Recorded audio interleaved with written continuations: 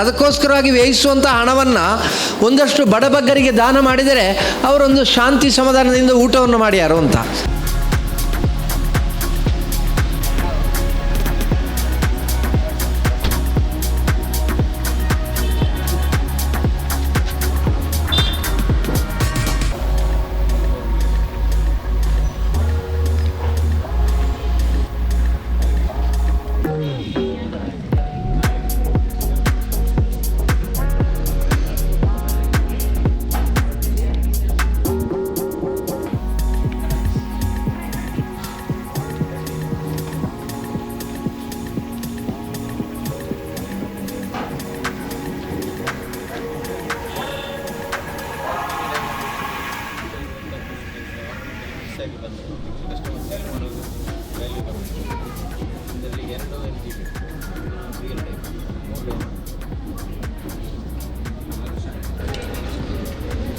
ಮ್ಯಾನುಫ್ಯಾಕ್ಚರ್ಗಳಲ್ಲಿ ಇರ್ತದೆ ಇದರಲ್ಲಿ ರಿಟೇಲಲ್ಲಿ ಸ್ಟೋರ್ಗೆ ಯಾರು ಹಾಕಲಿಲ್ಲ. ಇದು ಇಂಡಿಯಾದಲ್ಲಿ ಎಲ್ಲಿ ಸಹ ಹಾಕಲಿಲ್ಲ. ಹೌದಾ?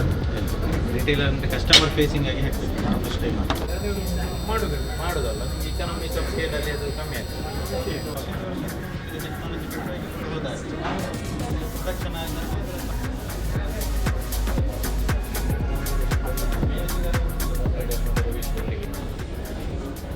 ಅದೇ ಎರಡು blue colour left bottom natural ಆಗಿ ಇದು ಕಪ್ಪಿನೊಟ್ಟಿಗೆ ಸೇರಿ ಹೋಗ್ತದೆ. ಅಲ್ಲಿ ಒಂದು ಲ್ಯಾಬ್ ಗ್ರೋನ್ ಉಂಟು, ಎರಡು ಲ್ಯಾಬ್ ಗ್ರೋನ್ ಉಂಟು. ಲೈಟ್ ಬ್ಲೂ ಕಲರ್ ಸರಿ,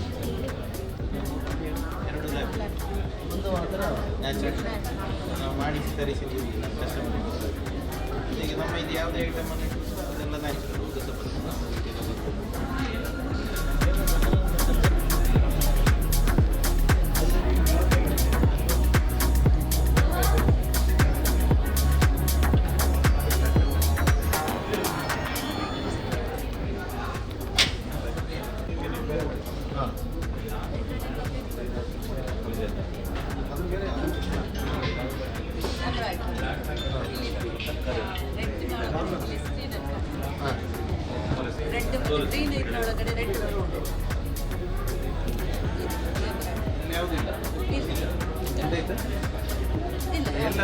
ಎಲ್ಲ ನಿಮಗೆ ನೋಡಿ, ಈ ಕಲರ್ ನೋಡಿ, ಈ ಕಲರ್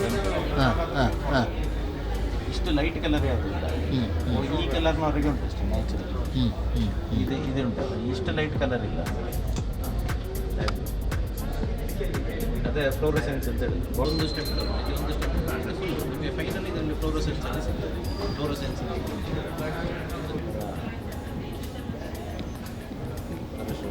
ಅರಶು ನೋಡಿ ಎಷ್ಟು ಕ್ಲಿಯರ್ ಹ್ಯಾಂಡ್ಮೇಡ್.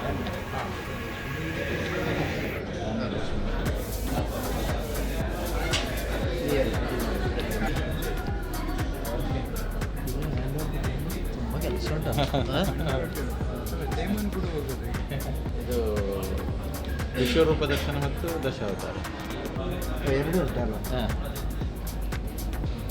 ಇದು ಮಧ್ಯೆಯಲ್ಲಿ ವಿಶ್ವರೂಪ ದರ್ಶನ. ಇಷ್ಟು ನಿಮಗೆ ಕೈ ಪ್ರತಿಯೊಂದರಲ್ಲ ಇದು ಒಂದು ಆಯುಧಗಳು ಹೇಗೆ ತೋರಿಸಿದ್ದಾರೆ ನೋಡಿ. ಸುಮ್ಮನೆ ಒಂದು ಕೈ ಮಾಡಿ ಇರಲಿಲ್ಲ ಅಂತ, ಪ್ರತಿ ಕೈಗೆ ಒಂದು ಆಯುಧ ಹಾಕಿ. ಸಂಸ್ಥೆಯ ಎಲ್ಲ ಆಶಯಗಳು ಅಕ್ಷಯವಾಗಲಿ ಅನ್ನುವಂಥ ದೃಷ್ಟಿಯಿಂದ ದೀಪ ಬೆಳಗಿಸಿ ಕಾರ್ಯಕ್ರಮವನ್ನು ಪ್ರಾರಂಭಿಸ್ತಾ ಇದ್ದೇವೆ. ಈ ಕಾರ್ಯಕ್ರಮವನ್ನು ದೀಪ ಬೆಳಗಿಸಿ ಉದ್ಘಾಟಿಸಬೇಕಾಗಿ ಇಂದಿನ ಸಂವಾದವನ್ನು ನಡೆಸಿಕೊಂಡಿರುವಂಥ ಹಿರಿಯರಾದಂತಹ ಶ್ರೀಯುತ ರವೀಶ್ ತಂತ್ರಿಯವರ ಹತ್ರ ವಿನಂತಿಯನ್ನು ಮಾಡಿಕೊಳ್ತಾ ಇದ್ದೇವೆ. ಅದೇ ರೀತಿ ಗಣ್ಯರೆಲ್ಲರೂ ವೇದಿಕೆಯಲ್ಲಿ ಸೇರಿಕೊಳ್ಬೇಕು.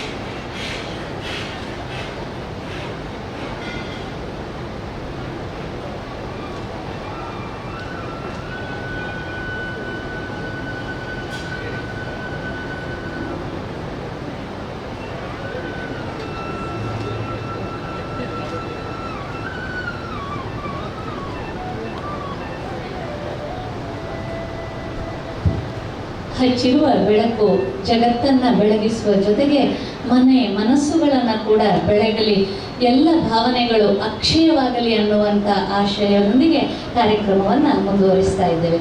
ಬಂಧುಗಳೇ, ನಮ್ಮ ಜೊತೆಗೆ ಈ ದಿನ ಸಂವಾದ ಕಾರ್ಯಕ್ರಮವನ್ನು ನಡೆಸಿಕೊಡ್ಲಿಕ್ಕಿರುವಂಥವರು ಹಿರಿಯರಾದಂತಹ ಪಂಜ ಭಾಸ್ಕರ ಭಟ್, ಅದೇ ರೀತಿ ಶ್ರೀಯುತ ರವೀಶ ಶಂತ್ರಿ ಹಾಗೂ ಶ್ರೀಮತಿ ವಂದನಾ ಶಂಕರ್ ಅವರು. ವಿಶೇಷವಾಗಿ ಒಂದೆರಡು ಮಾತುಗಳನ್ನು ಹೇಳಬೇಕು. ನಮ್ಮ ಜೊತೆಗೆ ಹಿರಿಯರಾದಂತಹ ಪಂಜ ಭಾಸ್ಕರ ಭಟ್ ಇದ್ದಾರೆ. ಹಿರಿಯರು, ಚಿಂತಕರು, ಜೊತೆಗೆ ವಿಶೇಷವಾದಂತಹ ಜ್ಞಾನವನ್ನು ಉಳ್ಳಂಥವರು.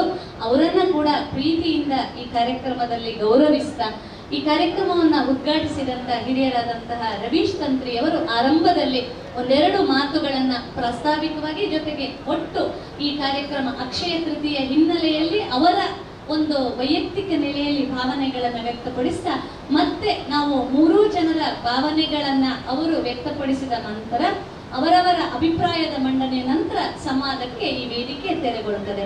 ಆರಂಭದಲ್ಲಿ ಶ್ರೀಯುತ ರವೀಶ್ ತಂತ್ರಿ ಅವರು ತಮ್ಮ ಮಾತುಗಳನ್ನ, ಅಭಿಪ್ರಾಯವನ್ನ ಮಂಡಿಸಬೇಕು ಅಂತ ಕೇಳ್ತಾ ಇದ್ದೇನೆ.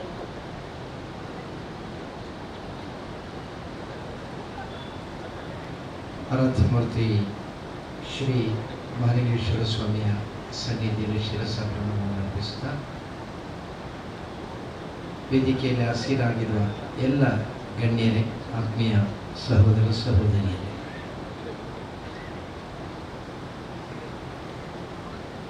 ಈಗ ತಾನೇ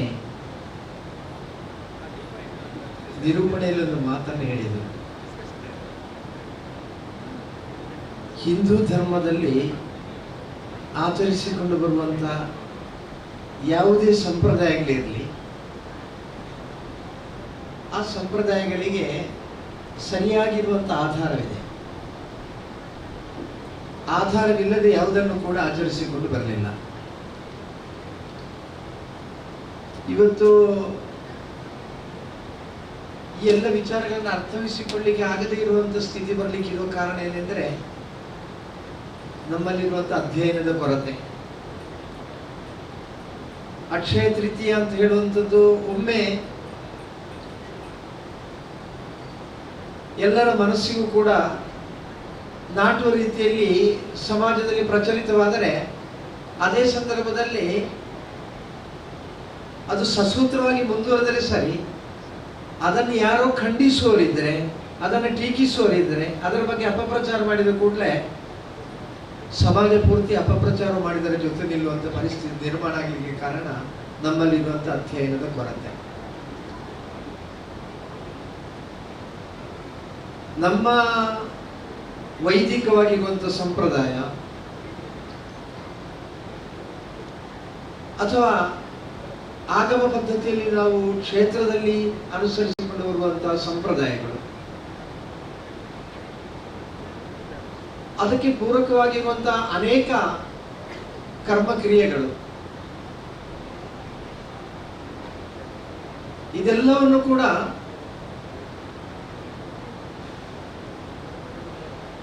ನಾವು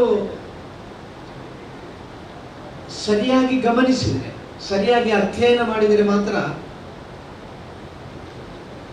ಅದು ಯಾಕೆ ಎಂದು ಗೊತ್ತಾಗ್ತದೆ. ಒಂದು ಬಟ್ಟೆ ನಾವು ಯಾವತ್ತೂ ಕೂಡ ಒಳ್ಳೆಯ ವಸ್ತ್ರಗಳನ್ನು ಧರಿಸ್ತೇವೆ, ಆದರೆ ಅದು ತನ್ನಿಂದ ತಾನೇ ಉಂಟಾಗುವುದಿಲ್ಲ. ಒಂದು ಬಟ್ಟೆ, ಆ ಬಟ್ಟೆಯನ್ನ ಬೇಕಾದಷ್ಟು ಕತ್ತರಿ ಹಾಕಿ ಕತ್ತರಿಸ್ತಾರೆ. ಕತ್ತರಿಸಿದ ನಂತರ ಒಂದೊಂದೇ ತುಂಡನ್ನು ಜೋಡಿಸಿಕೊಂಡು ಮತ್ತೆ ಕೊನೆಗೆ ಈಗ ನಾವು ಹಾಕುವಂತ ಅಂಗಿ ಆದ್ರೂ ಕೂಡ ತಯಾರಾಗ್ತದೆ. ಖಾಲಿ ಬಟ್ಟೆ ನಮ್ಮ ಹತ್ರ ಇದ್ರೂ ಏನು ಪ್ರಯೋಜನ ಇಲ್ಲ, ಅಥವಾ ಅಳತೆಗೆ ಅನುಸಾರವಾಗಿ ಕತ್ತರಿ ಹಾಕಿದ ಆ ತುಂಡುಗಳಿದ್ದು ಕೂಡ ಪ್ರಯೋಜನ ಇಲ್ಲ. ಇದೆಲ್ಲವನ್ನು ಕೂಡ ಸರಿಯಾಗಿ ಜೋಡಿಸಿ ಹೊಲಿದಾಗುವಾಗ ಮಾತ್ರ ನಾವು ಧರಿಸುವಂತ ಅಂಗಿ ಆಗ್ತದೆ. ಅದೇ ರೀತಿ ನಮ್ಮ ಸಂಪ್ರದಾಯಗಳು ಕೂಡ, ಆ ಸಂಪ್ರದಾಯಗಳು ಅದು ಒಂದಕ್ಕೆ ಒಂದು ಜೋಡಿಸಿಕೊಂಡು ಹೋಗುವಾಗ ಮಾತ್ರ ನಮಗೆ ಅಂತಿಮವಾಗಿ ಸೇರ್ಬೇಕಾದಲ್ಲಿಗೆ ಸೇರ್ಲಿಕ್ಕೆ ಆಗ್ತದೆ. ಒಂದು ಕ್ಷೇತ್ರ ಎಂದರೂ ಕೂಡ ಎಲ್ಲಿಂದ ಪ್ರಾರಂಭ ಆಗ್ತದೆ ಅಂದರೆ ಆಧಾರ ಶಿಲೆಯಿಂದ ಪ್ರಾರಂಭ ಆಗ್ತದೆ. ನಾವು ಸಾಧಾರಣ ಹೇಳುವಾಗ ಹೇಳ್ತೇವೆ ಕೆಸರು ಕಲ್ಲು ಹಾಕೋದು ಅಂತ. ತುಂಬ ಅರ್ಥಪೂರ್ಣವಾಗಿರುವಂಥ ವಿಚಾರ ಅದು. ಕೆಸರು ಕಲ್ಲು ಹಾಕೋದು ಅಂದರೆ ಅರ್ಥ, ಒಂದು ದೇವಾಲಯವನ್ನು ನಿರ್ಮಾಣ ಮಾಡಬೇಕು ಅಂತ ಆದರೆ ನಾವು ಅಗದು ನೀರು ಸಿಗುವಲ್ಲಿವರೆಗೆ ಆಗಿದ್ದೀವಿ. ನೀರು ಸಿಗುವಲ್ಲಿವರೆಗೆ ಆಗದ ನಂತರ ಅಲ್ಲಿಂದ ಶಿಲಾನ್ಯಾಸ ಮಾಡಿ ನಾವು ದೇವಾಲಯ ನಿರ್ಮಾಣ ಪ್ರಾರಂಭ ಮಾಡೋದು. ಅದು ಆಧಾರಶಿಲೆ ಪ್ರತಿಷ್ಠೆ. ಅದನ್ನು ನಾವು ಗ್ರಾಮ್ಯವಾಗಿ ಮಾತನಾಡುವಂಥ ಸಂದರ್ಭದಲ್ಲಿ ಕೆಸರಿಗೆ ಕಲ್ಲು ಹಾಕೋದು. ನೀರು ಒಸರಿ ಬರುವಾಗ ಅಲ್ಲಿ ಕೆಸರಾಗ್ತದೆ, ಆ ಕೆಸರಿಗೆ ಕಲ್ಲು ಹಾಕಿ ಅಲ್ಲಿಂದ ದೇವಾಲಯವನ್ನು ಕಟ್ಟಲಿಕ್ಕೆ ನಿರ್ಮಾಣ ಮಾಡೋದು. ನಮಗೆ ಗೊತ್ತಿದೆಯಾ? ಯಾರಿಗೂ ಕೂಡ ಈ ವಿಚಾರ ಗೊತ್ತಿಲ್ಲ. ದೇಹೋ ದೇವಾಲಯ ಪ್ರೋಕ್ತೋ ಜೀವೋ ದೇವೋ ಜನಾರ್ದನ ಅಂತ. ನಿನ್ನ ಶರೀರವೇ ದೇವಾಲಯ, ಅದರೊಳಗಿರುವಂಥ ಹೃದಯವೇ ಮಂದಿರ, ಅದರೊಳಗಿರುವಂಥ ಆತ್ಮನೇ ಪರಮಾತ್ಮ ಅಂತ ನಮಗೆ ಶಾಸ್ತ್ರ ಬೋಧಿಸಿತು. ಹೀಗೆ ನಮ್ಮದ್ದಾಗಿರುವಂಥ ಧಾರ್ಮಿಕ ವಿಚಾರಗಳನ್ನು ಅಧ್ಯಯನ ಮಾಡಿದರೆ, ನಮ್ಮ ಜೀವನ ಪೂರ್ತಿ ಅಧ್ಯಯನ ಮಾಡಿದರೂ ಕೂಡ ಅದು ಮುಗಿಲಿಕ್ಕಿಲ್ಲ. ಮತ್ತು ಕಲೀಲಿಕ್ಕೆ ಬೇಕಾದಷ್ಟು ಸಿಗಬಹುದು. ಅದೇ ರೀತಿ ಅಕ್ಷಯ ತೃತೀಯ ಅಂತ ಹೇಳುವಂಥ ಒಂದು ಸಂಕಲ್ಪವು ಕೂಡ. ಯಾಕೆ ಅಕ್ಷಯ ತೃತೀಯಕ್ಕೆ ಪ್ರಾಧಾನ್ಯತೆಯನ್ನು ಕೊಟ್ಟಿದ್ದಾರೆ?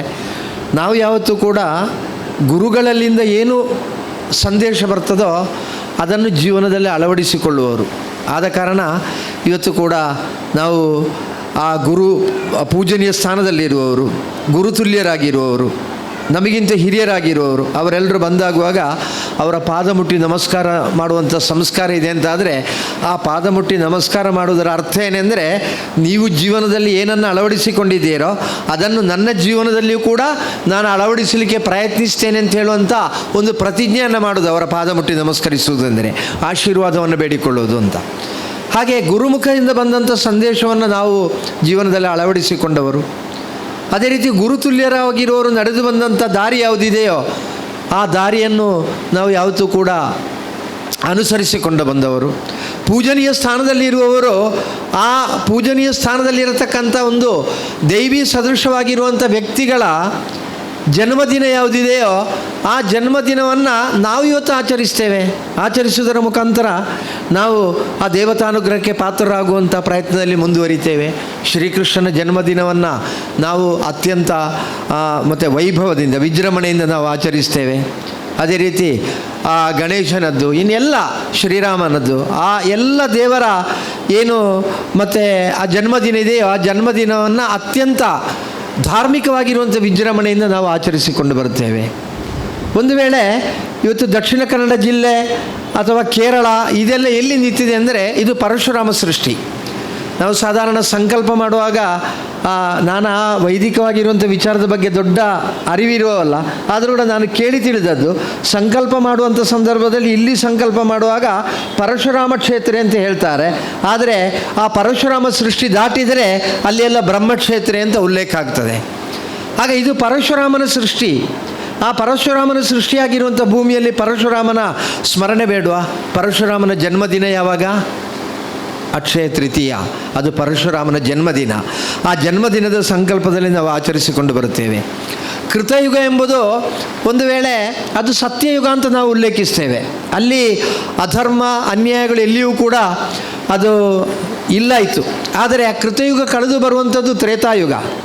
ಆ ತ್ರೇತಾಯುಗ ಬರುವಂಥ ಸಂದರ್ಭದಲ್ಲಿ ಅನಾಚಾರಗಳು ಪ್ರಾರಂಭ ಆಗುವುದು. ಆಗ ಆ ತ್ರೇತಾಯುಗ ಪ್ರಾರಂಭ ಆಗುವಂಥ ದಿನವೂ ಕೂಡ ಅಕ್ಷಯ ತೃತೀಯವೇ. ಆ ದಿವಸವೇ ತ್ರೇತಾಯುಗ ಪ್ರಾರಂಭ ಆದ್ದು. ನಮಗೆ ನೆನಪಿಸಿಕೊಳ್ಳಿಕ್ಕೋಸ್ಕರವಾಗಿ ಹಿಂದೊಂದು ಕಾಲ ಇತ್ತು, ಆ ಕಾಲಕ್ಕೆ ನಾವು ತಲುಪಬೇಕು. ಇನ್ನು ಕಲಿಯುಗ ಕಳೆದರೆ ವಾಪಸ್ಸು ನಾವು ಹೋಗುವಂಥದ್ದು ಕೃತಯುಗಕ್ಕೆ. ಆ ಕೃತಯುಗಕ್ಕೆ ಹೋಗುವಂಥ ಸಂಕಲ್ಪ ಇರಬೇಕು ಅಂತಾದರೆ ಕೃತಯುಗ ಮುಗಿದು ತ್ರೇತಾಯುಗ ಪ್ರಾರಂಭ ಆದ್ದು ಯಾವಾಗ? ಆ ದಿನ ನೆನಪಿರಬೇಕು. ಅದು ಅಕ್ಷಯ ತೃತೀಯ. ಪಾಂಡವರಿಗೆ ಶ್ರೀಕೃಷ್ಣ ಪರಮಾತ್ಮ ಅಕ್ಷಯ ಪಾತ್ರೆಯನ್ನು ಕೊಟ್ಟ. ಆ ಅಕ್ಷಯ ಪಾತ್ರೆಯನ್ನು ಕೊಟ್ಟ ನಂತರ ಪಾಂಡವರಿಗೆ ಹಸಿವೇ ಆಗಲ್ಲಂತೆ. ಅಂದರೆ ಅದು ಮತ್ತು ತುಂಬಿ ಬರುವಂಥದ್ದು. ಹಸಿವೇ ಆಗೋದಿಲ್ಲ ಅಂತ ಹೇಳಿದರೆ ನಮ್ಮ ಹೊಟ್ಟೆಯ ಹಸಿವು ನೀಗುವಷ್ಟು ತಿನ್ನಲಿಕ್ಕೆ ಆ ಪಾತ್ರೆಯಲ್ಲಿ ಸಿಗ್ತದೆ ಅಂತ ಅರ್ಥ. ಆಗ ಅದು ಯಾವತ್ತೂ ಕೂಡ ಆ ಪಾತ್ರೆ ಖಾಲಿಯೇ ಆಗೋದಿಲ್ಲ, ಅದು ತುಂಬಿ ಬರ್ತದೆ ಅಂತಾದರೆ ಆ ಅಕ್ಷಯ ಪಾತ್ರೆಯನ್ನು ಕೊಟ್ಟ ದಿವಸವೂ ಕೂಡ ಯಾವಾಗ ಅಂದರೆ ಅದು ಅಕ್ಷಯ ತೃತೀಯವೇ. ವೇದವ್ಯಾಸರು ಮಹಾಭಾರತವನ್ನು ಬರೆದರು. ವೇದವ್ಯಾಸರು ಯಾರು? ಅವರು ಜನ್ಮದಲ್ಲಿ ದೊಡ್ಡ ಒಂದು ಶ್ರೇಷ್ಠ ಕುಲದಲ್ಲಿ ಜನಿಸಿದವರು ಏನಲ್ಲ. ಆದರೂ ಕೂಡ ಇವತ್ತು ಆ ವೇದವ್ಯಾಸರಿಗೆ ಇರುವಂಥ ಸ್ಥಾನ ಯಾವುದು? ನಮ್ಮ ಸನ್ಯಾಸಿ ಪರಂಪರೆಯಲ್ಲಿ ಚಾತುರ್ಮಾಸ್ಯ ವ್ರತವನ್ನು ಪ್ರಾರಂಭ ಮಾಡುವಂಥದ್ದು ಗುರುಪೂರ್ಣಿಮೆ ಅಂತ ಹೇಳಿದರೆ ಅದು ಆ ವೇದವ್ಯಾಸರ ಸ್ಮರಣೆಯಲ್ಲಿ ತೊಡಗಿಸಿಕೊಳ್ಳುವುದು. ಅಲ್ಲಿ ಗುರುಗಳು ಆ ಚಾತುರ್ಮಾಸ್ಯ ವ್ರತವನ್ನು ಸಂಕಲ್ಪ ಮಾಡೋದು ಕೂಡ ವ್ಯಾಸ ಪೂಜೆಯೊಂದಿಗೆ, ಆ ವೇದವ್ಯಾಸರಿಗೆ ಪೂಜೆ ಸಲ್ಲುತ್ತದೆ. ಅಂಥ ವೇದವ್ಯಾಸರು ಮಹಾಭಾರತವನ್ನು ಬರೀಲಿಕ್ಕೆ ಪ್ರಾರಂಭ ಮಾಡಿದ್ದು ಕೂಡ ಅಕ್ಷಯ ತೃತೀಯದ ದಿನ. ಹಾಗೆ ಪರಶುರಾಮನ ಸಾಧನೆ, ಪಾಂಡವರು ಆ ಹಸಿವಿಲ್ಲದೆ ಜೀವನ ಮಾಡಿದಂಥ ಒಂದು ವ್ಯವಸ್ಥೆ, ಅದೇ ರೀತಿ ವೇದವ್ಯಾಸರು ಬರೆದಂಥ ಮಹಾಭಾರತ ಇವತ್ತು ಇಡೀ ಪ್ರಪಂಚದಲ್ಲಿ ಒಬ್ಬ ಮನುಷ್ಯನ ಜೀವನ ಪದ್ಧತಿಗೆ ಪೂರಕವಾಗಿರುವಂಥ ಅಂಶಗಳನ್ನು ಬೋಧಿಸಿಕೊಡುವಂಥ ಸ್ಥಿತಿ, ಇದೆಲ್ಲವನ್ನು ಕೂಡ ಗಮನಿಸುವಂಥ ಸಂದರ್ಭದಲ್ಲಿ ಆ ದಿವಸಕ್ಕೆ ಒಂದು ಪಾವಿತ್ರ್ಯತೆ ಇದೆ. ಯಾವ ಆ ಗುರುತುಲ್ಯರಾಗಿರುವವರ ಜನ್ಮದಿನ ಇದೆಯೋ ಅಥವಾ ವೈಶೇಷಿಕವಾಗಿ ನಡೆದಂಥ ಘಟನೆಗಳಿವೆಯೋ ಆ ಘಟನೆಗಳಿಗೆ ಹಿನ್ನೆಲೆಗೆ ಆಗಿರುವಂಥ ದಿನಕ್ಕೆ ಒಂದು ಪ್ರಾಧಾನ್ಯತೆ ಇದ್ದೇ ಇರುತ್ತದೆ. ಆ ದಿನವನ್ನು ನಾವು ಸ್ಮರಣೆಯಲ್ಲಿ ಇರಿಸಿಕೊಂಡ್ರೆ ಅದು ಖಂಡಿತ ನಮ್ಮ ಜೀವನದಲ್ಲಿ ಪರಿಪೂರ್ಣವಾಗಿ ಒಳಿತನ್ನು ನೀಡುತ್ತದೆ. ಮತ್ತೊಂದು, ಈ ಅಕ್ಷಯ ತೃತೀಯಕ್ಕೂ ಚಿನ್ನಕ್ಕೂ ಏನು ಸಂಬಂಧ? ಅಲ್ಲಿಗೆ ಬರುವಾಗ ಆಗಲೇ ನಿರೂಪಕಿಯವರು ಒಂದು ಮಾತನ್ನು ಹೇಳಿದರು. ನಾವು ಸಾಧಾರಣ ಒಬ್ಬರನ್ನು ನೋಡುವಾಗ ಚಿನ್ನದಂಥ ಮನುಷ್ಯ ಅಂತ ಹೇಳ್ತೇವೆ. ಅಪರಂಜಿ ಅಲ್ವಾ, ಶುದ್ಧವಾದಂಥ ಚಿನ್ನದಂಥ ಮನುಷ್ಯ ಅಂತ ಹೇಳ್ತೇವೆ.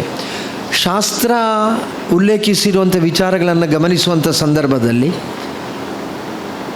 ಕೆಲವರು ಪಾದಸ್ಪರ್ಶ ಮಾಡಿದರೆ ಆ ಮಣ್ಣು ಪಾವನ ಆಗ್ತದೆ ಅಂತ ಹೇಳ್ತೇವೆ ನಾವು. ಸಾಧಾರಣ ಮಾತಲ್ಲಿ ಕೂಡ ಹೇಳ್ತೇವೆ, ತಮ್ಮ ಪಾದಸ್ಪರ್ಶದಿಂದ ಈ ಮಣ್ಣು ಪಾವನ ಆಗಿದೆ ಅಂತ. ಈ ಮಣ್ಣು ಯಾವತ್ತೂ ಕೂಡ ಪಾವನವಾಗಿರುವಂಥದ್ದೇ. ಮತ್ತು ಒಬ್ಬರ ಪಾದಸ್ಪರ್ಶ ಆದ ಕೂಡಲೇ ಪಾವನ ಆಗಲಿಕ್ಕೆ ಏನಿದೆ? ಆದರೆ ಈ ಮಣ್ಣು ಪಾವನವಾದದ್ದೇ. ಆದರೆ ಆ ಮಣ್ಣಿನ ಗುಣವನ್ನು, ಸತ್ವವನ್ನು ಪರಿಪೂರ್ಣವಾಗಿ ನಮಗೆ ಲಭಿಸದ ರೀತಿಯಲ್ಲಿ ಕೆಲವೊಂದು ಮಾಲಿನ್ಯಗಳು ತುಂಬಿರ್ತದೆ. ಆದರೆ ಆ ಒಳ್ಳೆಯದು ಬರುವಂಥ ಸಂದರ್ಭದಲ್ಲಿ ಆ ಮಾಲಿನ್ಯಗಳು ತುಂಬ ಎಲ್ಲವೂ ಕೂಡ ದೂರ ಹೋಗುತ್ತದೆ. ಹಾಗಿದ್ದ ಕಾರಣ ಅಶುದ್ಧಿಯನ್ನು ದೂರ ಮಾಡಲಿಕ್ಕೆ ಅಲ್ಲಿ ಶುದ್ಧವಾಗಿರುವಂಥದ್ದು ಬರಬೇಕು. ಶಾಸ್ತ್ರ ಬೋಧಿಸಿದ ರೀತಿಯಲ್ಲಿ ನಮಗೆ ಅಶುದ್ಧಿಯನ್ನು ದೂರ ಮಾಡಲಿಕ್ಕೆ ಶಕ್ತಿ ಇರುವಂಥದ್ದು ಎರಡು, ಒಂದು ಅಗ್ನಿ, ಮತ್ತೊಂದು ಚಿನ್ನ. ಅದೆರಡು ಕೂಡ ಅಶುದ್ಧಿಯನ್ನು ದೂರ ಮಾಡ್ತದೆ. ನಾನು ಮಾಂತ್ರಿಕ ಕ್ಷೇತ್ರದಲ್ಲಿ ಇರುವವ, ನಮಗೆ ಮಾಂತ್ರಿಕ ವೃತ್ತಿ ಇದೆ. ಹಾಗೆ ನನಗೆ ಗೊತ್ತಿಲ್ಲ ಯಾಕೆ ಅಂತ, ಆದರೆ ನನ್ನ ತಂದೆಯವರು ಹೇಳ್ತಾ ಇದ್ದರು, ಸಾಧಾರಣ ಯಾರಾದರೂ ದೇಹ ರಕ್ಷೆಗೋಸ್ಕರವಾಗಿ ಒಂದು ತಾಯತವನ್ನು ಧರಿಸಬೇಕು ಅಂತ ಹೇಳುವಾಗ ಅವ್ರು ಕೇಳ್ತಾರೆ ತಂದೆಯವ್ರ ಹತ್ರ, ನಮಗೆ ಸೂತಕ ಬಂದರೆ. ಅದೇ ರೀತಿ ತಾಯಂದಿರಿಗೆ ಹೇಳ್ತಾರೆ, ನಮಗೆ ತಿಂಗಳ ಆಶೌಚ ಬರುವಾಗ. ಆಗ ತಂದೆಯವರು ಹೇಳ್ತಾಯಿದ್ರು, ನೀನು ಒಂದು ಚಿನ್ನದ ಉರುಕುತ ಅದು ಕಟ್ಟಿದರೆ ಅಶುದ್ಧಿ ಇಲ್ಲ ಅಂತ. ಆಗ ಗೊತ್ತಿಲ್ಲ ಆಯ್ತು ಯಾಕೆ ಅದು ಚಿನ್ನದ ಉರುಕು ಕಟ್ಟಿದರೆ ಅಶುದ್ಧಿ ಇಲ್ಲ ಅಂತ. ಆದರೆ ಈಗ ಗೊತ್ತಾಗ್ತದೆ ಚಿನ್ನದ ಉರುಕು ಕಟ್ಟಿದರೆ ಅಶುದ್ಧಿ ಇಲ್ಲ ಯಾಕೆ ಅಂತ ಕೇಳಿದರೆ, ಆ ಚಿನ್ನ ಇದ್ದಲ್ಲಿ ಯಾವುದೇ ರೀತಿಯ ಆಸುರಿ ಶಕ್ತಿಗಳು ಬರುವುದಿಲ್ಲ, ಅಶುದ್ಧಿಯೂ ಕೂಡ ಬರುವುದಿಲ್ಲ. ಅದೇ ರೀತಿ ಅಗ್ನಿಯೂ ಕೂಡ, ನಾವು ಯಾವುದನ್ನು ಶುದ್ಧೀಕರಿಸಬೇಕಾದರೂ ಕೂಡ ಆ ಅಗ್ನಿಯನ್ನು ಉಪಯೋಗ ಮಾಡ್ತೇವೆ. ನಮ್ಮ ಚರಿತ್ರೆಯನ್ನು ನೋಡಿದರೆ ಸೀತಾಮಾತೆ ತಾನು ಪರಿಪೂರ್ಣ ಶುದ್ಧಳು ಅಂತ ಅವಳು ಸಾಧಿಸಿ ತೋರಿಸುವುದು ಅಗ್ನಿ ಪರೀಕ್ಷೆಯ ಮುಖಾಂತರ. ಅಗ್ನಿಗೆ ಆ ಸತ್ವ ಇದೆ, ಅದೇ ಸತ್ವ ಚಿನ್ನಕ್ಕಿದೆ. ಹಾಗಿದ್ದ ಕಾರಣ ಇವತ್ತು ನಮ್ಮ ದೇವಾಲಯದಲ್ಲೇ ಆಗಲಿ ಅಥವಾ ಮನೆಗಳಲ್ಲಾಗಲಿ, ನಾವು ದೇವಾಲಯದಲ್ಲಿಯೂ ಕೂಡ ಶಿಲಾನ್ಯಾಸ ಮಾಡುವಂಥ ಸಂದರ್ಭದಲ್ಲಿ ನಮಗೆ ಚಿನ್ನ ಬೇಕು. ಅದೇ ರೀತಿ ಷಡಾಧಾರ ಪ್ರತಿಷ್ಠೆ ಆಗುವುದಿದ್ದರೆ ಷಡಾಧಾರ ಪ್ರತಿಷ್ಠೆ ಆಗುವಂಥ ಸಂದರ್ಭದಲ್ಲಿ ಚಿನ್ನ ಬೇಕು. ಅದು ಕಳೆದು ದೇವರ ಪೀಠದ ತಳಭಾಗದಲ್ಲಿ ಬರುವಂಥ ನಪುಂಸಕ ಶಿಲೆ ಇದೆ, ಆ ನಪುಂಸಕ ಶಿಲೆಯಲ್ಲಿ ಕೂಡ ನ್ಯಾಸ ಮಾಡಲಿಕ್ಕೆ ಚಿನ್ನ ಬೇಕು. ಒಟ್ಟು ನಾವು ದೇವರಿಗೆ ಅಭಿಷೇಕ ಮಾಡುವಂಥ ಬ್ರಹ್ಮಕಲಶ ಇದೆ, ಆ ಬ್ರಹ್ಮಕಲಶಕ್ಕೂ ಕೂಡ ನಾವು ಮತ್ತು ಆ ಕಲಶ ಪೂಜೆ ಮಾಡುವಂಥ ಸಂದರ್ಭದಲ್ಲಿ ಆ ಕೂರ್ಚಕ್ಕೆ ಪವಿತ್ರ ಮತ್ತು ನವರತ್ನದ ಉಂಗುರವನ್ನು ಜೋಡಿಸಿ ಅದನ್ನು ಪೂಜಿಸಬೇಕು. ಈ ಪ್ರಾಧಾನ್ಯತೆಯನ್ನು ಕೊಟ್ಟದ್ದು ಯಾಕೆಂತ ಕೇಳಿದರೆ, ಎಲ್ಲಿಯೂ ಕೂಡ ಅಶುದ್ಧಿ ಬರದಿರಲಿಕ್ಕೋಸ್ಕರವಾಗಿ. ಈ ಒಂದು ಸಂಕಲ್ಪ ಇರುವ ಕಾರಣ ಯಾರೋ ಅಕ್ಷಯ ತೃತೀಯದ ಬಗ್ಗೆ ಯಾವುದೋ ಅಪಪ್ರಚಾರವನ್ನು ಮಾಡುವಂಥ ಸಂದರ್ಭದಲ್ಲಿ ನಾವು ಅದಕ್ಕೆ ಕಿವಿಗೊಡುವುದಲ್ಲ. ಒಂದು ವೇಳೆ ಅಕ್ಷಯ ತೃತೀಯ ಎಂಬುದು ನಮ್ಮ ಬಾಳನ್ನು ತುಂಬುತ್ತದೆ. ನಮ್ಮ ಬಾಳನ್ನು ತುಂಬುವುದರಲ್ಲಿ ನಾವು ಯಾರೂ ಕೂಡ ಅಗ್ನಿ ಅತ್ಯಂತ ಶುದ್ಧವಾಗಿದ್ದದಾಗಿದ್ದರೂ ಕೂಡ ಅಗ್ನಿಯನ್ನು ನಾವು ಮಡಿಲಲ್ಲಿ ಹಾಕಿಕೊಳ್ಳಿಕ್ಕೆ ಸಾಧ್ಯ ಇಲ್ಲ. ನಮ್ಮ ಮಡಿಲಲ್ಲಿ ಹಾಕಿಕೊಳ್ಳಿಕ್ಕೆ ಸಾಧ್ಯವಾಗುವಂಥ ಅತ್ಯಂತ ಪರಿಶುದ್ಧವಾಗಿರುವಂಥ ದ್ರವ್ಯ ಯಾವುದೆಂದರೆ ಚಿನ್ನ. ಆ ಚಿನ್ನವನ್ನು ನಾವು ಅಕ್ಷಯ ತೃತೀಯದ ದಿವಸ ನಮ್ಮ ಮಡಿಲಲ್ಲಿ ನಾವು ತುಂಬಿಸಿಕೊಂಡ್ರೆ ಏನು ತುಂಬುತ್ತದೆ? ಕೆಲವರು ಪ್ರಶ್ನಿಸ್ಬೋದು, ನಾನು ಹೋಗಿ ಮುಳಿಯದಿಂದ ಅಕ್ಷಯ ತೃತೀಯ ದಿವಸ ಚಿನ್ನ ತಂದೆ, ಅದೇ ಚಿನ್ನ ಅದರ ನಂತರ 1 ವರ್ಷ ಪೂರ್ತಿ ನನಗೆ ಚಿನ್ನ ಖರೀದಿಸಲಿಕ್ಕೆ ಆಗಲ್ಲ ಅಂತ. ಅರ್ಥ, ನಾವು ಖರೀದಿಸುವಂಥ ಚಿನ್ನವನ್ನು ಮಡಿಲಿಗೆ ತುಂಬಿಸಿದ ಕಾರಣ ಮತ್ತೆ ಪ್ರತಿ ದಿವಸವೂ ಕೂಡ ಚಿನ್ನ ನಮ್ಮನ್ನು ಹುಡುಕಿಕೊಂಡು ಬರ್ತದೆ ಅಂತ ಅಲ್ಲ, ಬದಲಾಗಿ ನಮ್ಮ ಬಾಳು ಚಿನ್ನವಾಗ್ತದೆ ಎಂಬ ಚಿಂತನೆ ಇರಬೇಕು. ನಮ್ಮ ಜೀವನ ಅದು ಅತ್ಯಂತ ಒಳ್ಳೆಯ ರೀತಿಯಲ್ಲಿ ಮುಂದುವರಿಸಲಿಕ್ಕಿರುವಂಥ ಶಕ್ತಿ ಪ್ರಾಪ್ತವಾಗ್ತದೆ. ಈ ಸಂಕಲ್ಪವನ್ನು ಇರಿಸಿಕೊಂಡು ನಮ್ಮ ಹಿರಿಯರು ಈ ಎಲ್ಲ ಆಚಾರಗಳನ್ನು ಅನುಷ್ಠಾನಗಳನ್ನು ಇರಿಸಿಕೊಂಡಿದ್ದಾರೆ. ಬಂಧುಗಳೇ, ಹೇಳುವವರು ಏನು ಹೇಳಬಹುದು. ನಾನೊಂದು ಸಣ್ಣ ಉದಾಹರಣೆ ಹೇಳಿ ಜಾಸ್ತಿ ಸಮಯ ತಗೊಳ್ಳೋದಿಲ್ಲ, ನಾನು ಮುಗಿಸ್ತೇನೆ. ಒಬ್ಬರು ಬುದ್ಧಿಜೀವಿ ನಮ್ಮ ಮಧ್ಯದಲ್ಲಿ ಜೀವಿಸಿದ್ದರು, ಈಗ ಅವರು ನಮ್ಮ ಜೊತೆಯಲ್ಲಿಲ್ಲ. ಅವರು ವೇದಿಕೆಯಿಂದ ಮಾತನಾಡುವ ಸಂದರ್ಭದಲ್ಲಿ ಹೇಳ್ತಾ ಇದ್ದರು, ದೇವರಿಗೆ ಚಿನ್ನದ ಕಿರೀಟ ಯಾಕೆ, ದೇವರಿಗೆ ವಜ್ರದ ಕವಚ ಯಾಕೆ, ದೇವರಿಗೆ ವಜ್ರದ ರಥ ಯಾಕೆ, ದೇವರಿಗೆ ಚಿನ್ನದ ಮಾಲೆ ಯಾಕೆ, ಇದೆಲ್ಲ ಕೇಳ್ತಾ ಇದ್ದರು. ನನಗೂ ಕೂಡ ಕಾಣ್ತಾ ಇತ್ತು ಯಾಕೆ ದೇವರಿಗೆ ಇದೆಲ್ಲ. ಒಂದು ವೇಳೆ ದೇವರಿಗೆ ಯಾಕೆ ಅಂತ ಕೇಳಿದರೆ ದೇವರು ನಮ್ಮ ಹತ್ರ ಏನು ಬೇಕು ಅಂತ ಕೇಳುವುದಿಲ್ಲ. ಈಗ ಮನೆಯಲ್ಲಿ ಆದರೂ ಕೂಡ ಈಗ 30ನೇ ತಾರೀಕು ಬರೋದಕ್ಕಿಂತ ಮುಂಚೆ, ಇವತ್ತು 24 ಆಯಿತು ಅಷ್ಟೇ, ನಾನಿವತ್ತು ಮುಳಿಯೋಕ್ಕೆ ಹೋಗ್ತೇನೆ ಅಂತ ಹೇಳುವಾಗ ನನ್ನ ಧರ್ಮಪತ್ನಿಯವರು ಹೇಳಿದರು ಮನೆಯಿಂದ, ಇವತ್ತು ಮಾತ್ರ ಸಹೋದರಿ ಸಾಲದು 30ನೇ ತಾರೀಕಿಗೆ ಹೋಗಬೇಕು ಅಂತ. ಮನೆಯಲ್ಲಿ ಆದರೆ ನಮ್ಮ ಮನೆಯವರಾದರೂ ಕೂಡ ನೆನಪಿಸ್ತಾರೆ.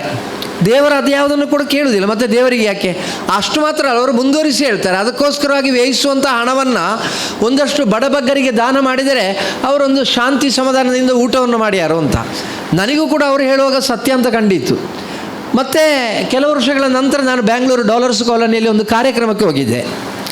ಆ ಕಾರ್ಯಕ್ರಮಕ್ಕೆ ಹೋಗಿರುವಾಗ ಒಂದಷ್ಟು ಸಮಯ ಇತ್ತು. ಅಲ್ಲಿ ಮನೆಯ ಮುಂದುಗಡೆ ಕೂತು ಮಾತನಾಡುವಾಗ ನನ್ನ ಎದುರುಗಡೆ ಒಂದು ದೊಡ್ಡ ಮನೆ ಕಾಣ್ತಾ ಇತ್ತು. ನಾನು ಕೇಳಿದೆ, ಅದು ಯಾರ ಮನೆ ಅಂತ. ಅದು ನಿಮಗೆ ಗೊತ್ತಿಲ್ವಾ? ಅದು ಆ ವೇದಿಕೆಯಲ್ಲೆಲ್ಲ ತುಂಬ ಮಾತಾಡ್ತಾರೆ, ದೊಡ್ಡ ಬುದ್ಧಿಜೀವಿ ಅವರು, ನಮ್ಮ ಜೊತೆಯಲ್ಲಿ ಇಲ್ಲದ ಕಾರಣ ನಾನು ಹೆಸರು ಹೇಳೋದಿಲ್ಲ ಅವರದ್ದು ಅಂತ ಹೇಳಿದರು. 13 ಕೋಟಿ ಖರ್ಚಾಗಿದೆ ಮನೆಗೆ ಅಂತ ಹೇಳಿದರು. ಆವತ್ತಿನಿಂದ ಇವತ್ತಿನವರೆಗೆ ನಾನು ಬಿಡಲಿಲ್ಲ. ನನಗೆ ಸಿಗುವಂಥ ವೇದಿಕೆಯಲ್ಲಿ ಸಮಾಜಕ್ಕೆ ದೇವರಿಗೆ ವಜ್ರದ ಕಿರೀಟ ಯಾಕೆ, ದೇವರಿಗೆ ಚಿನ್ನದ ಮಾಲೆ ಯಾಕೆ, ದೇವರಿಗೆ ವಜ್ರದ ದ್ವಾರ ಯಾಕೆ, ದೇವರಿಗೆ ಚಿನ್ನದ ಮಾಡಿ ಯಾಕೆ ಅಂತ ಕೇಳುವವರು, ಅವರಿಗೆ ಒಂದು ಒಳ್ಳೆಯ ಮನೆ, ಈಗಲ್ಲ, ಇದೊಂದು 10-15 ವರ್ಷದ ಹಿಂದಿನ ಕತೆ. ಅವರಿಗೊಂದು ಒಳ್ಳೆಯ ಮನೆಗೆ ಒಂದು 10 ಲಕ್ಷ ರೂಪಾಯಿ ಇದ್ದರೆ ಸಾಕು. 10 ಲಕ್ಷ ರೂಪಾಯಿ ಇದ್ದರೆ ನಮಗೆ ಒಳ್ಳೆ ಆರಾಮದಲ್ಲಿ ಜೀವನ ಮಾಡಲಿಕ್ಕೆ ಇರುವಂಥ ಮನೆಯನ್ನು ಅವತ್ತು ಕಟ್ಬೋದಿತ್ತು, ಈಗಲೂ ಕಟ್ಟಲಿಕ್ಕೆ ಆಗ್ತದೆ. ಆ 10 ಲಕ್ಷ ರೂಪಾಯಿಯ ಮನೆಯನ್ನು ಕಟ್ಟಿ ಬಾಕಿ 12 ಕೋಟಿ 90 ಲಕ್ಷ ಈ ದೇಶದಲ್ಲಿರುವಂಥ ಬಡಬಗ್ಗರಿಗೆ ದಾನ ಮಾಡಿದ ನಂತರ ಅವರು ಪ್ರಶ್ನಿಸಬೇಕು, ದೇವರಿಗೆ ಚಿನ್ನ ಯಾಕೆ, ವಜ್ರ ಯಾಕೆ ಅಂತ. ಅಲ್ಲದಿದ್ದರೆ ದೇವರಿಗೆ ಚಿನ್ನ ಯಾರು ಕೂಡ ಒತ್ತಡ ಹಾಕಿ ಕೊಡುವುದಲ್ಲ. ಇವತ್ತು ಮಹಾಲಿಂಗೇಶ್ವರ ಕ್ಷೇತ್ರದಲ್ಲಿ ಮೊನ್ನೆ ಜಾತ್ರೋತ್ಸವ ಆಗುವಂಥ ಸಂದರ್ಭದಲ್ಲಿ ಸಾಗರೋಪಾದಿಯಲ್ಲಿ ಜನ ಹರಿದು ಬಂದಿದ್ದಾರೆ. ಯಾರ ಮನೆಗೆ ಬಂದು ಯಾರು ಕೂಡ ಒತ್ತಡ ಹಾಕಲ್ಲ, ನೀವು ಜಾತ್ರೆಗೆ ಬರದಿದ್ದರೆ ನಿಮ್ಮ ಮೇಲೆ ಕಠಿಣವಾಗಿರುವಂಥ ಕಾನೂನಿನ ಕ್ರಮ ಕೈಗೊಳ್ಳಲಾಗುವುದು ಅಂತ ಯಾರಾದರೂ ಹೇಳಿದಾರಾ? ಯಾರು ಹೇಳಿಲ್ಲ. ಅವರ ಭಕ್ತಿಯಿಂದ ಅವರು ಬರುವುದು, ದೇವರಿಗೆ ಕಾಣಿಕೆ ಹಾಕುವಂಥದ್ದು ಅವರ ಭಕ್ತಿಯಿಂದ. ಮಧುರು ಕ್ಷೇತ್ರದಲ್ಲಿ ಬ್ರಹ್ಮಕಲಶ ಪ್ರಾರಂಭ ಆಗುವಂಥ ಸಂದರ್ಭದಲ್ಲಿ ಸಂಘಾಟಕರಿಗೆ ತುಂಬ ಒತ್ತಡ ಇತ್ತು. ಅವರು ಹೇಳಿದರು, ಆರ್ಥಿಕವಾಗಿ ಏನಾದರೂ ತೊಂದರೆ ಬಂದರೆ ಅಂತ. ಈಗ ಬ್ರಹ್ಮಕಲಶ ಎಲ್ಲ ಕಳೆದ ನಂತರ ಲೆಕ್ಕ ಆಗಬೇಕಷ್ಟೇ. ಆದರೆ ಆ ಸಮಿತಿಯ ಪ್ರಧಾನ ಕಾರ್ಯದರ್ಶಿಯರು ಮೊನ್ನೆ ನನಗೆ ಕಾಣಲಿಕ್ಕೆ ಸಿಕ್ಕಿದ್ರು. ಅವರು ಕಾಣಲಿಕ್ಕೆ ಸಿಕ್ಕುವಾಗ ಅವರ ಮುಖದಲ್ಲಿರುವ ನೆಗೆ ಕಾಣುವಾಗಲೇ ಗೊತ್ತಾಯ್ತು ನನಗೆ, ಹೆಚ್ಚಿನ ಅಂಶ ಏನು ಸಮಸ್ಯೆ ಇಲ್ಲ ಅಂತ ಹೇಳಿದರು. ಲೆಕ್ಕ ಆಗಬೇಕಷ್ಟೇ ರವಿ ಅಣ್ಣ, ಅದರೊಂದು 50 ಲಕ್ಷ ಖಂಡಿತ ಉಳಿದಿತ್ತು ಅಂತ ಹೇಳುವ ಮಾತನ್ನು ಅವರು ಹೇಳಿದರು. ಈ 50 ಲಕ್ಷ ಉಳಿದದ್ದು ಯಾರ ಹತ್ರ ಒತ್ತಡ ಹಾಕಿ ತೆಕ್ಕೊಂಡದಲ್ಲ, ಕೇಳಿರ್ಬೋದು, ದೇವರ ಕಾರ್ಯ, ತಾವು ಏನಾದರೂ ಸಹಾಯ ಮಾಡಬೇಕು ಅಂತ ಕೇಳಿರ್ಬೋದು. ಆದರೆ ಯಾರ ಹತ್ರ ಕೂಡ ಬಲಾತ್ಕಾರವಾಗಿ ತೆಕ್ಕೊಂಡದ್ದಲ್ಲ. ಹಿಂದುವಿನದ್ದಾಗಿರುವಂಥ ಸಂಪ್ರದಾಯಗಳು, ನಂಬಿಕೆ, ಅದಕ್ಕೋಸ್ಕರವಾಗಿ ಸಮರ್ಪಣೆ ಮಾಡುವಂಥ ಆರ್ಥಿಕವಾಗಿರುವಂಥ ಸಂಪನ್ಮೂಲ ಎಲ್ಲ ಅವರವರ ಭಕ್ತಿಯಿಂದ ಸಮರ್ಪಣೆ ಮಾಡುವುದಾಗಿರುವ ಕಾರಣ ಅದನ್ನು ಮತ್ತಾರೋ ಒಬ್ಬರು ಪ್ರಶ್ನಿಸಲಿಕ್ಕಿಲ್ಲ. ಆದರೆ ಸಮಾಜವನ್ನು ದಾರಿ ತಪ್ಪಿಸುವವರು ಈ ರೀತಿಯೆಲ್ಲ ಹೇಳುವಂಥ ಸಂದರ್ಭದಲ್ಲಿ ನಮ್ಮ ಕಿವಿಗಳು ಯಾವತ್ತೂ ಕೂಡ ಯಾವುದನ್ನು ಸ್ವೀಕಾರ ಮಾಡಿಕೊಳ್ಳಬೇಕು, ಯಾವುದನ್ನು ಬಿಡಬೇಕು ಅಂತ ಹೇಳುವಂಥ ತೀರ್ಮಾನವನ್ನು ಮಾಡಿರಬೇಕು. ಆದ ಕಾರಣ ಅಕ್ಷಯ ತೃತೀಯದ ದಿವಸ ಒಂದು ಸಣ್ಣ ತುಂಡು ಚಿನ್ನವಾದರೂ ನಾವು ಅದನ್ನು ಖರೀದಿಸಿ ನಮ್ಮ ಮನೆಯಲ್ಲಿ ತಂದೆವು ಅಂತಾದರೆ ನೀವು ಅದನ್ನು ಗಮನಿಸಿ ನೋಡಿ, ನಮ್ಮ ಆ ಒಂದು ವರ್ಷದ ಜೀವನಕ್ಕೆ ಪರಿಪೂರ್ಣವಾಗಿ ಆ ತುಂಬಿ ಬರಲಿಕ್ಕೆ ಪೂರಕವಾಗಿರುವಂಥ ಅನುಗ್ರಹಗಳು ಪ್ರಾಪ್ತಿಯಾಗ್ತದೆ. ಇದು ನಮ್ಮ ಹಿಂದೂ ಧರ್ಮದ ಪದ್ಧತಿಯು. ಸುಮಾರು ಈಗ ಒಂದು 2-3 ವರ್ಷದಿಂದ ಆ ಅಕ್ಷಯ ತೃತೀಯ ಸಂಕಲ್ಪವನ್ನು ನಾನು ಕೂಡ ಮಾಡಿಕೊಂಡಿದ್ದೇನೆ. ಆ ಮಾಡಿಕೊಂಡ ನಂತರದ ಬದಲಾವಣೆಗಳು ನಮಗೂ ಅರ್ಥ ಆಗ್ತಾ ಇದೆ. ಜೀವನದಲ್ಲಿ ನಾವು ತರುವಂಥದ್ದು ಒಂದು ಸಣ್ಣ ತುಂಡು ಚಿನ್ನ ಆಗಿರಬಹುದು, ಆದರೆ ಅದು ಮತ್ತಿನ ದಿನಗಳಲ್ಲಿ ನಮ್ಮ ಜೀವನವನ್ನು ಹೇಗೆ ಮುನ್ನಡೆಸ್ತದೆ ಎಂಬುದನ್ನು ಅರ್ಥವಿಸಿಕೊಂಡು ತಮ್ಮ ಮುಂದೆ ಈ ವಿಚಾರವನ್ನು ಮಂಡಿಸ್ತಾ ಇದ್ದೇನೆ. ಏನಿದ್ರೂ ಕೂಡ ತುಂಬ ಪ್ರೀತಿ ಇಟ್ಟು ಮುಳಿಯದವರು ನಮ್ಮನ್ನು ಈ ವೇದಿಕೆಯಲ್ಲಿ ಮಾತನಾಡಲಿಕ್ಕೆ ಒಂದು ಅವಕಾಶವನ್ನು ಮಾಡಿಕೊಟ್ಟಿದ್ದಾರೆ. ತಮಗೂ ಕೂಡ ಹೃತ್ಪೂರ್ವಕವಾಗಿರುವಂಥ ಅಭಿನಂದನೆಗಳನ್ನು ಸಲ್ಲಿಸ್ತಾ ವಿರಮಿಸ್ತೇನೆ. ಜೈ ಹಿಂದ್. ವಿವರಣೆಗಳು ಎಲ್ಲವೂ ಇದೆ ಅನ್ನುವುದನ್ನು ಅತ್ಯಂತ ಸವಿಸ್ತಾರವಾಗಿ ತಿಳಿಸಿದ್ದಾರೆ. ಮುಂದಕ್ಕೆ ಧಾರ್ಮಿಕವಾದಂಥ ಹಿನ್ನೆಲೆ ಇದನ್ನು ಪ್ರಸ್ತುತಪಡಿಸಬೇಕು ಅಂತ ಶ್ರೀಯುತ ಪಂಜ ಭಾಸ್ಕರ ಭಟ್ ಇವರಲ್ಲಿ ವಿನಂತಿಯನ್ನು ಮಾಡಿಕೊಳ್ತಾ ಇದ್ದೇವೆ.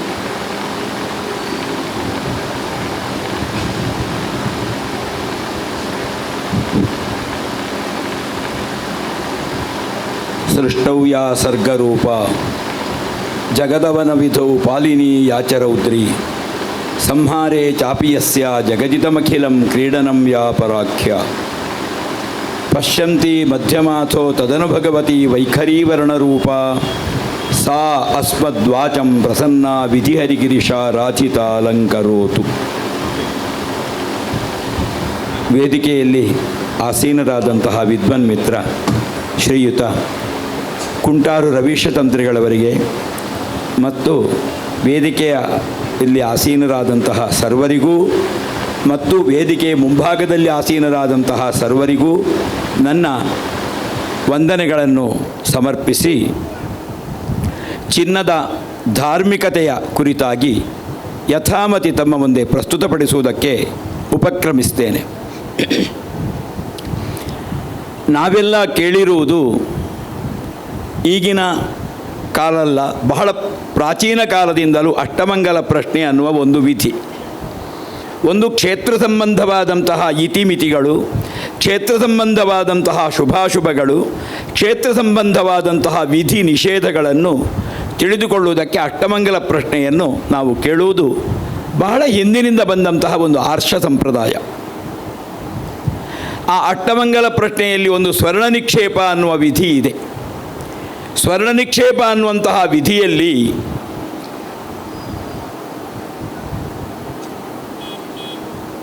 ಐದು ವಿಧವಾದಂತಹ ವಸ್ತುಗಳ ಒಂದು ಮಿಶ್ರಣ ಇರ್ತದೆ.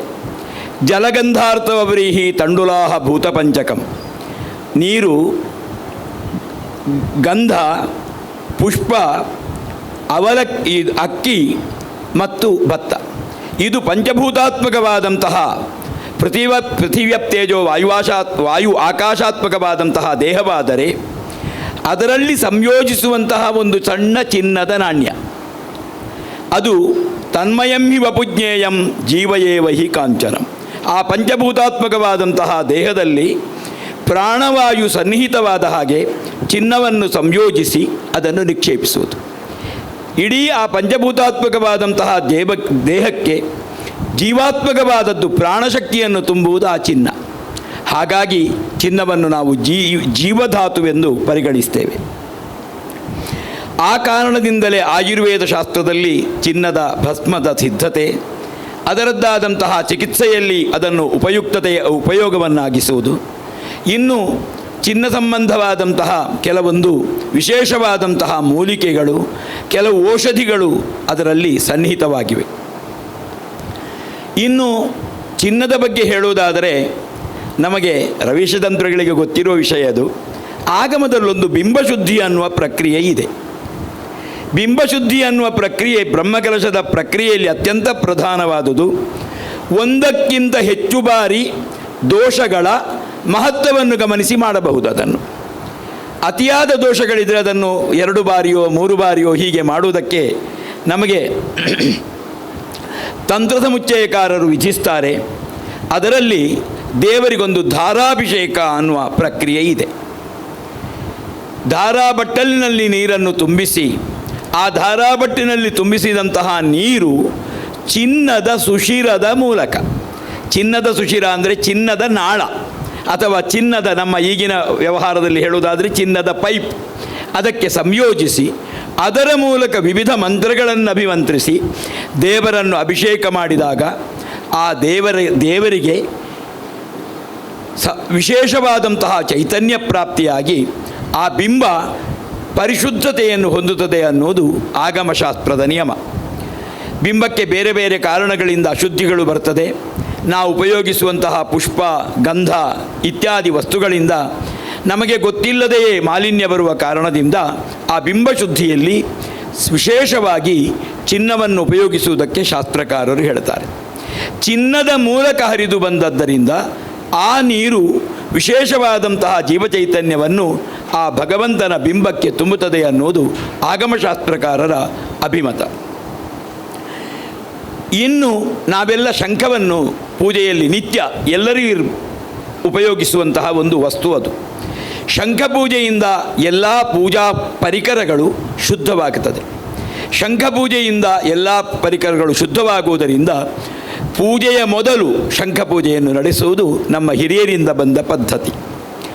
ಶಂಖ ಪೂಜೆಯಲ್ಲೂ ಕೂಡ ಬೆಳ್ಳಿ ಕಟ್ಟಿದಂತಹ ಚಿನ್ನ, ಆದರೆ ಆ ಬೆಳ್ಳಿಯಲ್ಲಿ ನೀರು ಇಳಿಯಕೂಡದು. ಬೆಳ್ಳಿ ಅನ್ನುವುದು ಪಿತೃಲೋಹ, ಪ್ರೀತಿರ್ಯತ ಪಿತೃಣಾಂಚ, ಪಿತೃಗಳ ಲೋಹ. ಆದ್ದರಿಂದ ಆ ಶಂಖದ ತುದಿಗೆ ಚಿನ್ನದ ಗುಂಡನ್ನು ಸಂಯೋಜಿಸಿ ಅದರ ಮೂಲಕ ನೀರು ಇಳಿಯಬೇಕು. ಹಾಗಿಳಿದರೆ ಮಾತ್ರ ಆ ನೀರು ಉಳಿದ ವಸ್ತುವನ್ನು ಪರಿಶುದ್ಧಗೊಳಿಸಬಲ್ಲುದು. ಯಾವುದು ಸ್ವಯಂ ಪರಿಶುದ್ಧ ಅದು ಇನ್ನೊಂದು ವಸ್ತುವನ್ನು ಶುದ್ಧೀಕರಣಗೊಳಿಸುವಲ್ಲಿ ತನ್ನದಾದಂತಹ ಪಾತ್ರವನ್ನು ವಹಿಸ್ತದೆ. ಗಂಗಾ ನದಿ ಪರಿಶುದ್ಧವಾದ್ದರಿಂದ ಗಂಗಾ ನದಿಯಲ್ಲಿ ನಾವು ಸ್ನಾನ ಮಾಡುವುದರಿಂದ ನಮ್ಮ ಜೀವನದ ಪಾಪಗಳನ್ನು ತೊಳೆದು ನಾವು ಪರಿಶುದ್ಧತೆಯನ್ನು ಹೇಗೆ ಹೊಂದುತ್ತೇವೋ ಅದೇ ರೀತಿಯಾಗಿ ಆ ಒಂದು ಶಂಖದ ಜಲ ನಿಪಾತವಾಗುವ, ಜಲ ಹೊರಬರುವ ಪ್ರದೇಶದಲ್ಲಿ ಚಿನ್ನದ ಗುಂಡನ್ನು ಸೇರಿಸುವುದು ನಮ್ಮ ಹಿರಿಯರಿಂದ ಬಂದಂತಹ ಒಂದು ಪದ್ಧತಿ. ಇನ್ನು ನಾವು ಹೇಳುವುದಾದರೆ, ಆಗ ನಮ್ಮ ನಿರೂಪಕಿಯವರು ಹೇಳಿದರು, ಸೊಂಟದಿಂದ ಕೆಳಭಾಗಕ್ಕೆ ಚಿನ್ನವನ್ನು ಧರಿಸಕೂಡದು. ಅದು ಹೌದು, ಚಿನ್ನದ ಯೋಗ್ಯತೆ ಅಷ್ಟು ಎತ್ತರದ್ದು. ಒಂದು ವೇಳೆ ಯಾವನೇ ಒಬ್ಬ ವ್ಯಕ್ತಿ ಚಿನ್ನದ ಆಭರಣಗಳನ್ನು ತನ್ನ ಕಟಿಭಾಗದಿಂದ ಕೆಳಭಾಗದಲ್ಲಿ ಧರಿಸಿದರೆ ನಿರಂತರ ದಾರಿದ್ರ್ಯ ಆತನನ್ನು ಕಾಡುತ್ತದೆ. ಅವ ಅಮಂಗಲದ ಪ್ರತಿರೂಪವಾಗಿ ಸಮಾಜಕ್ಕೆ ಪಡಿಮೂಡಿ ಅನಿಷ್ಟವನ್ನು ಕೊಡುವುದಕ್ಕೆ ಕಾರಣವಾಗ್ತದೆ ಅಂತ ಧರ್ಮಶಾಸ್ತ್ರದಲ್ಲೊಂದು ನಿಯಮ. ಇನ್ನು ಚಿನ್ನವನ್ನು ಕದಿಯುವುದು ಕೂಡ ಅತ್ಯಂತ ದೊಡ್ಡ ಅಪರಾಧ. ಬ್ರಹ್ಮಹತ್ಯಾ ಸುರಾಪಾನಂ ಸ್ವರ್ಣಸ್ಥೇಯ ಭುಜದ್ವಯಂ ಇತ್ಯಾದಿ ಎಲ್ಲ ಬರ್ತದೆ.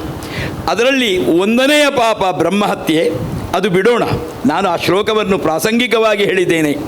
ಸ್ವರ್ಣಸ್ಥೇಯ ಅಂದರೆ ಚಿನ್ನವನ್ನು ಕದಿಯುವುದು. ಗೊತ್ತಿದ್ದೋ ಗೊತ್ತಿಲ್ಲದೆಯೋ ಚಿನ್ನವನ್ನು ನಾವು ಕದ್ದರೂ ಕೂಡ ಆ ಪಾಪ ಜನ್ಮಾಂತರದಲ್ಲಿ ಬಿಟ್ಟು ಹೋಗುವುದಿಲ್ಲ ಅನ್ನೋದು ಶಾಸ್ತ್ರದ ನಂಬಿಕೆ.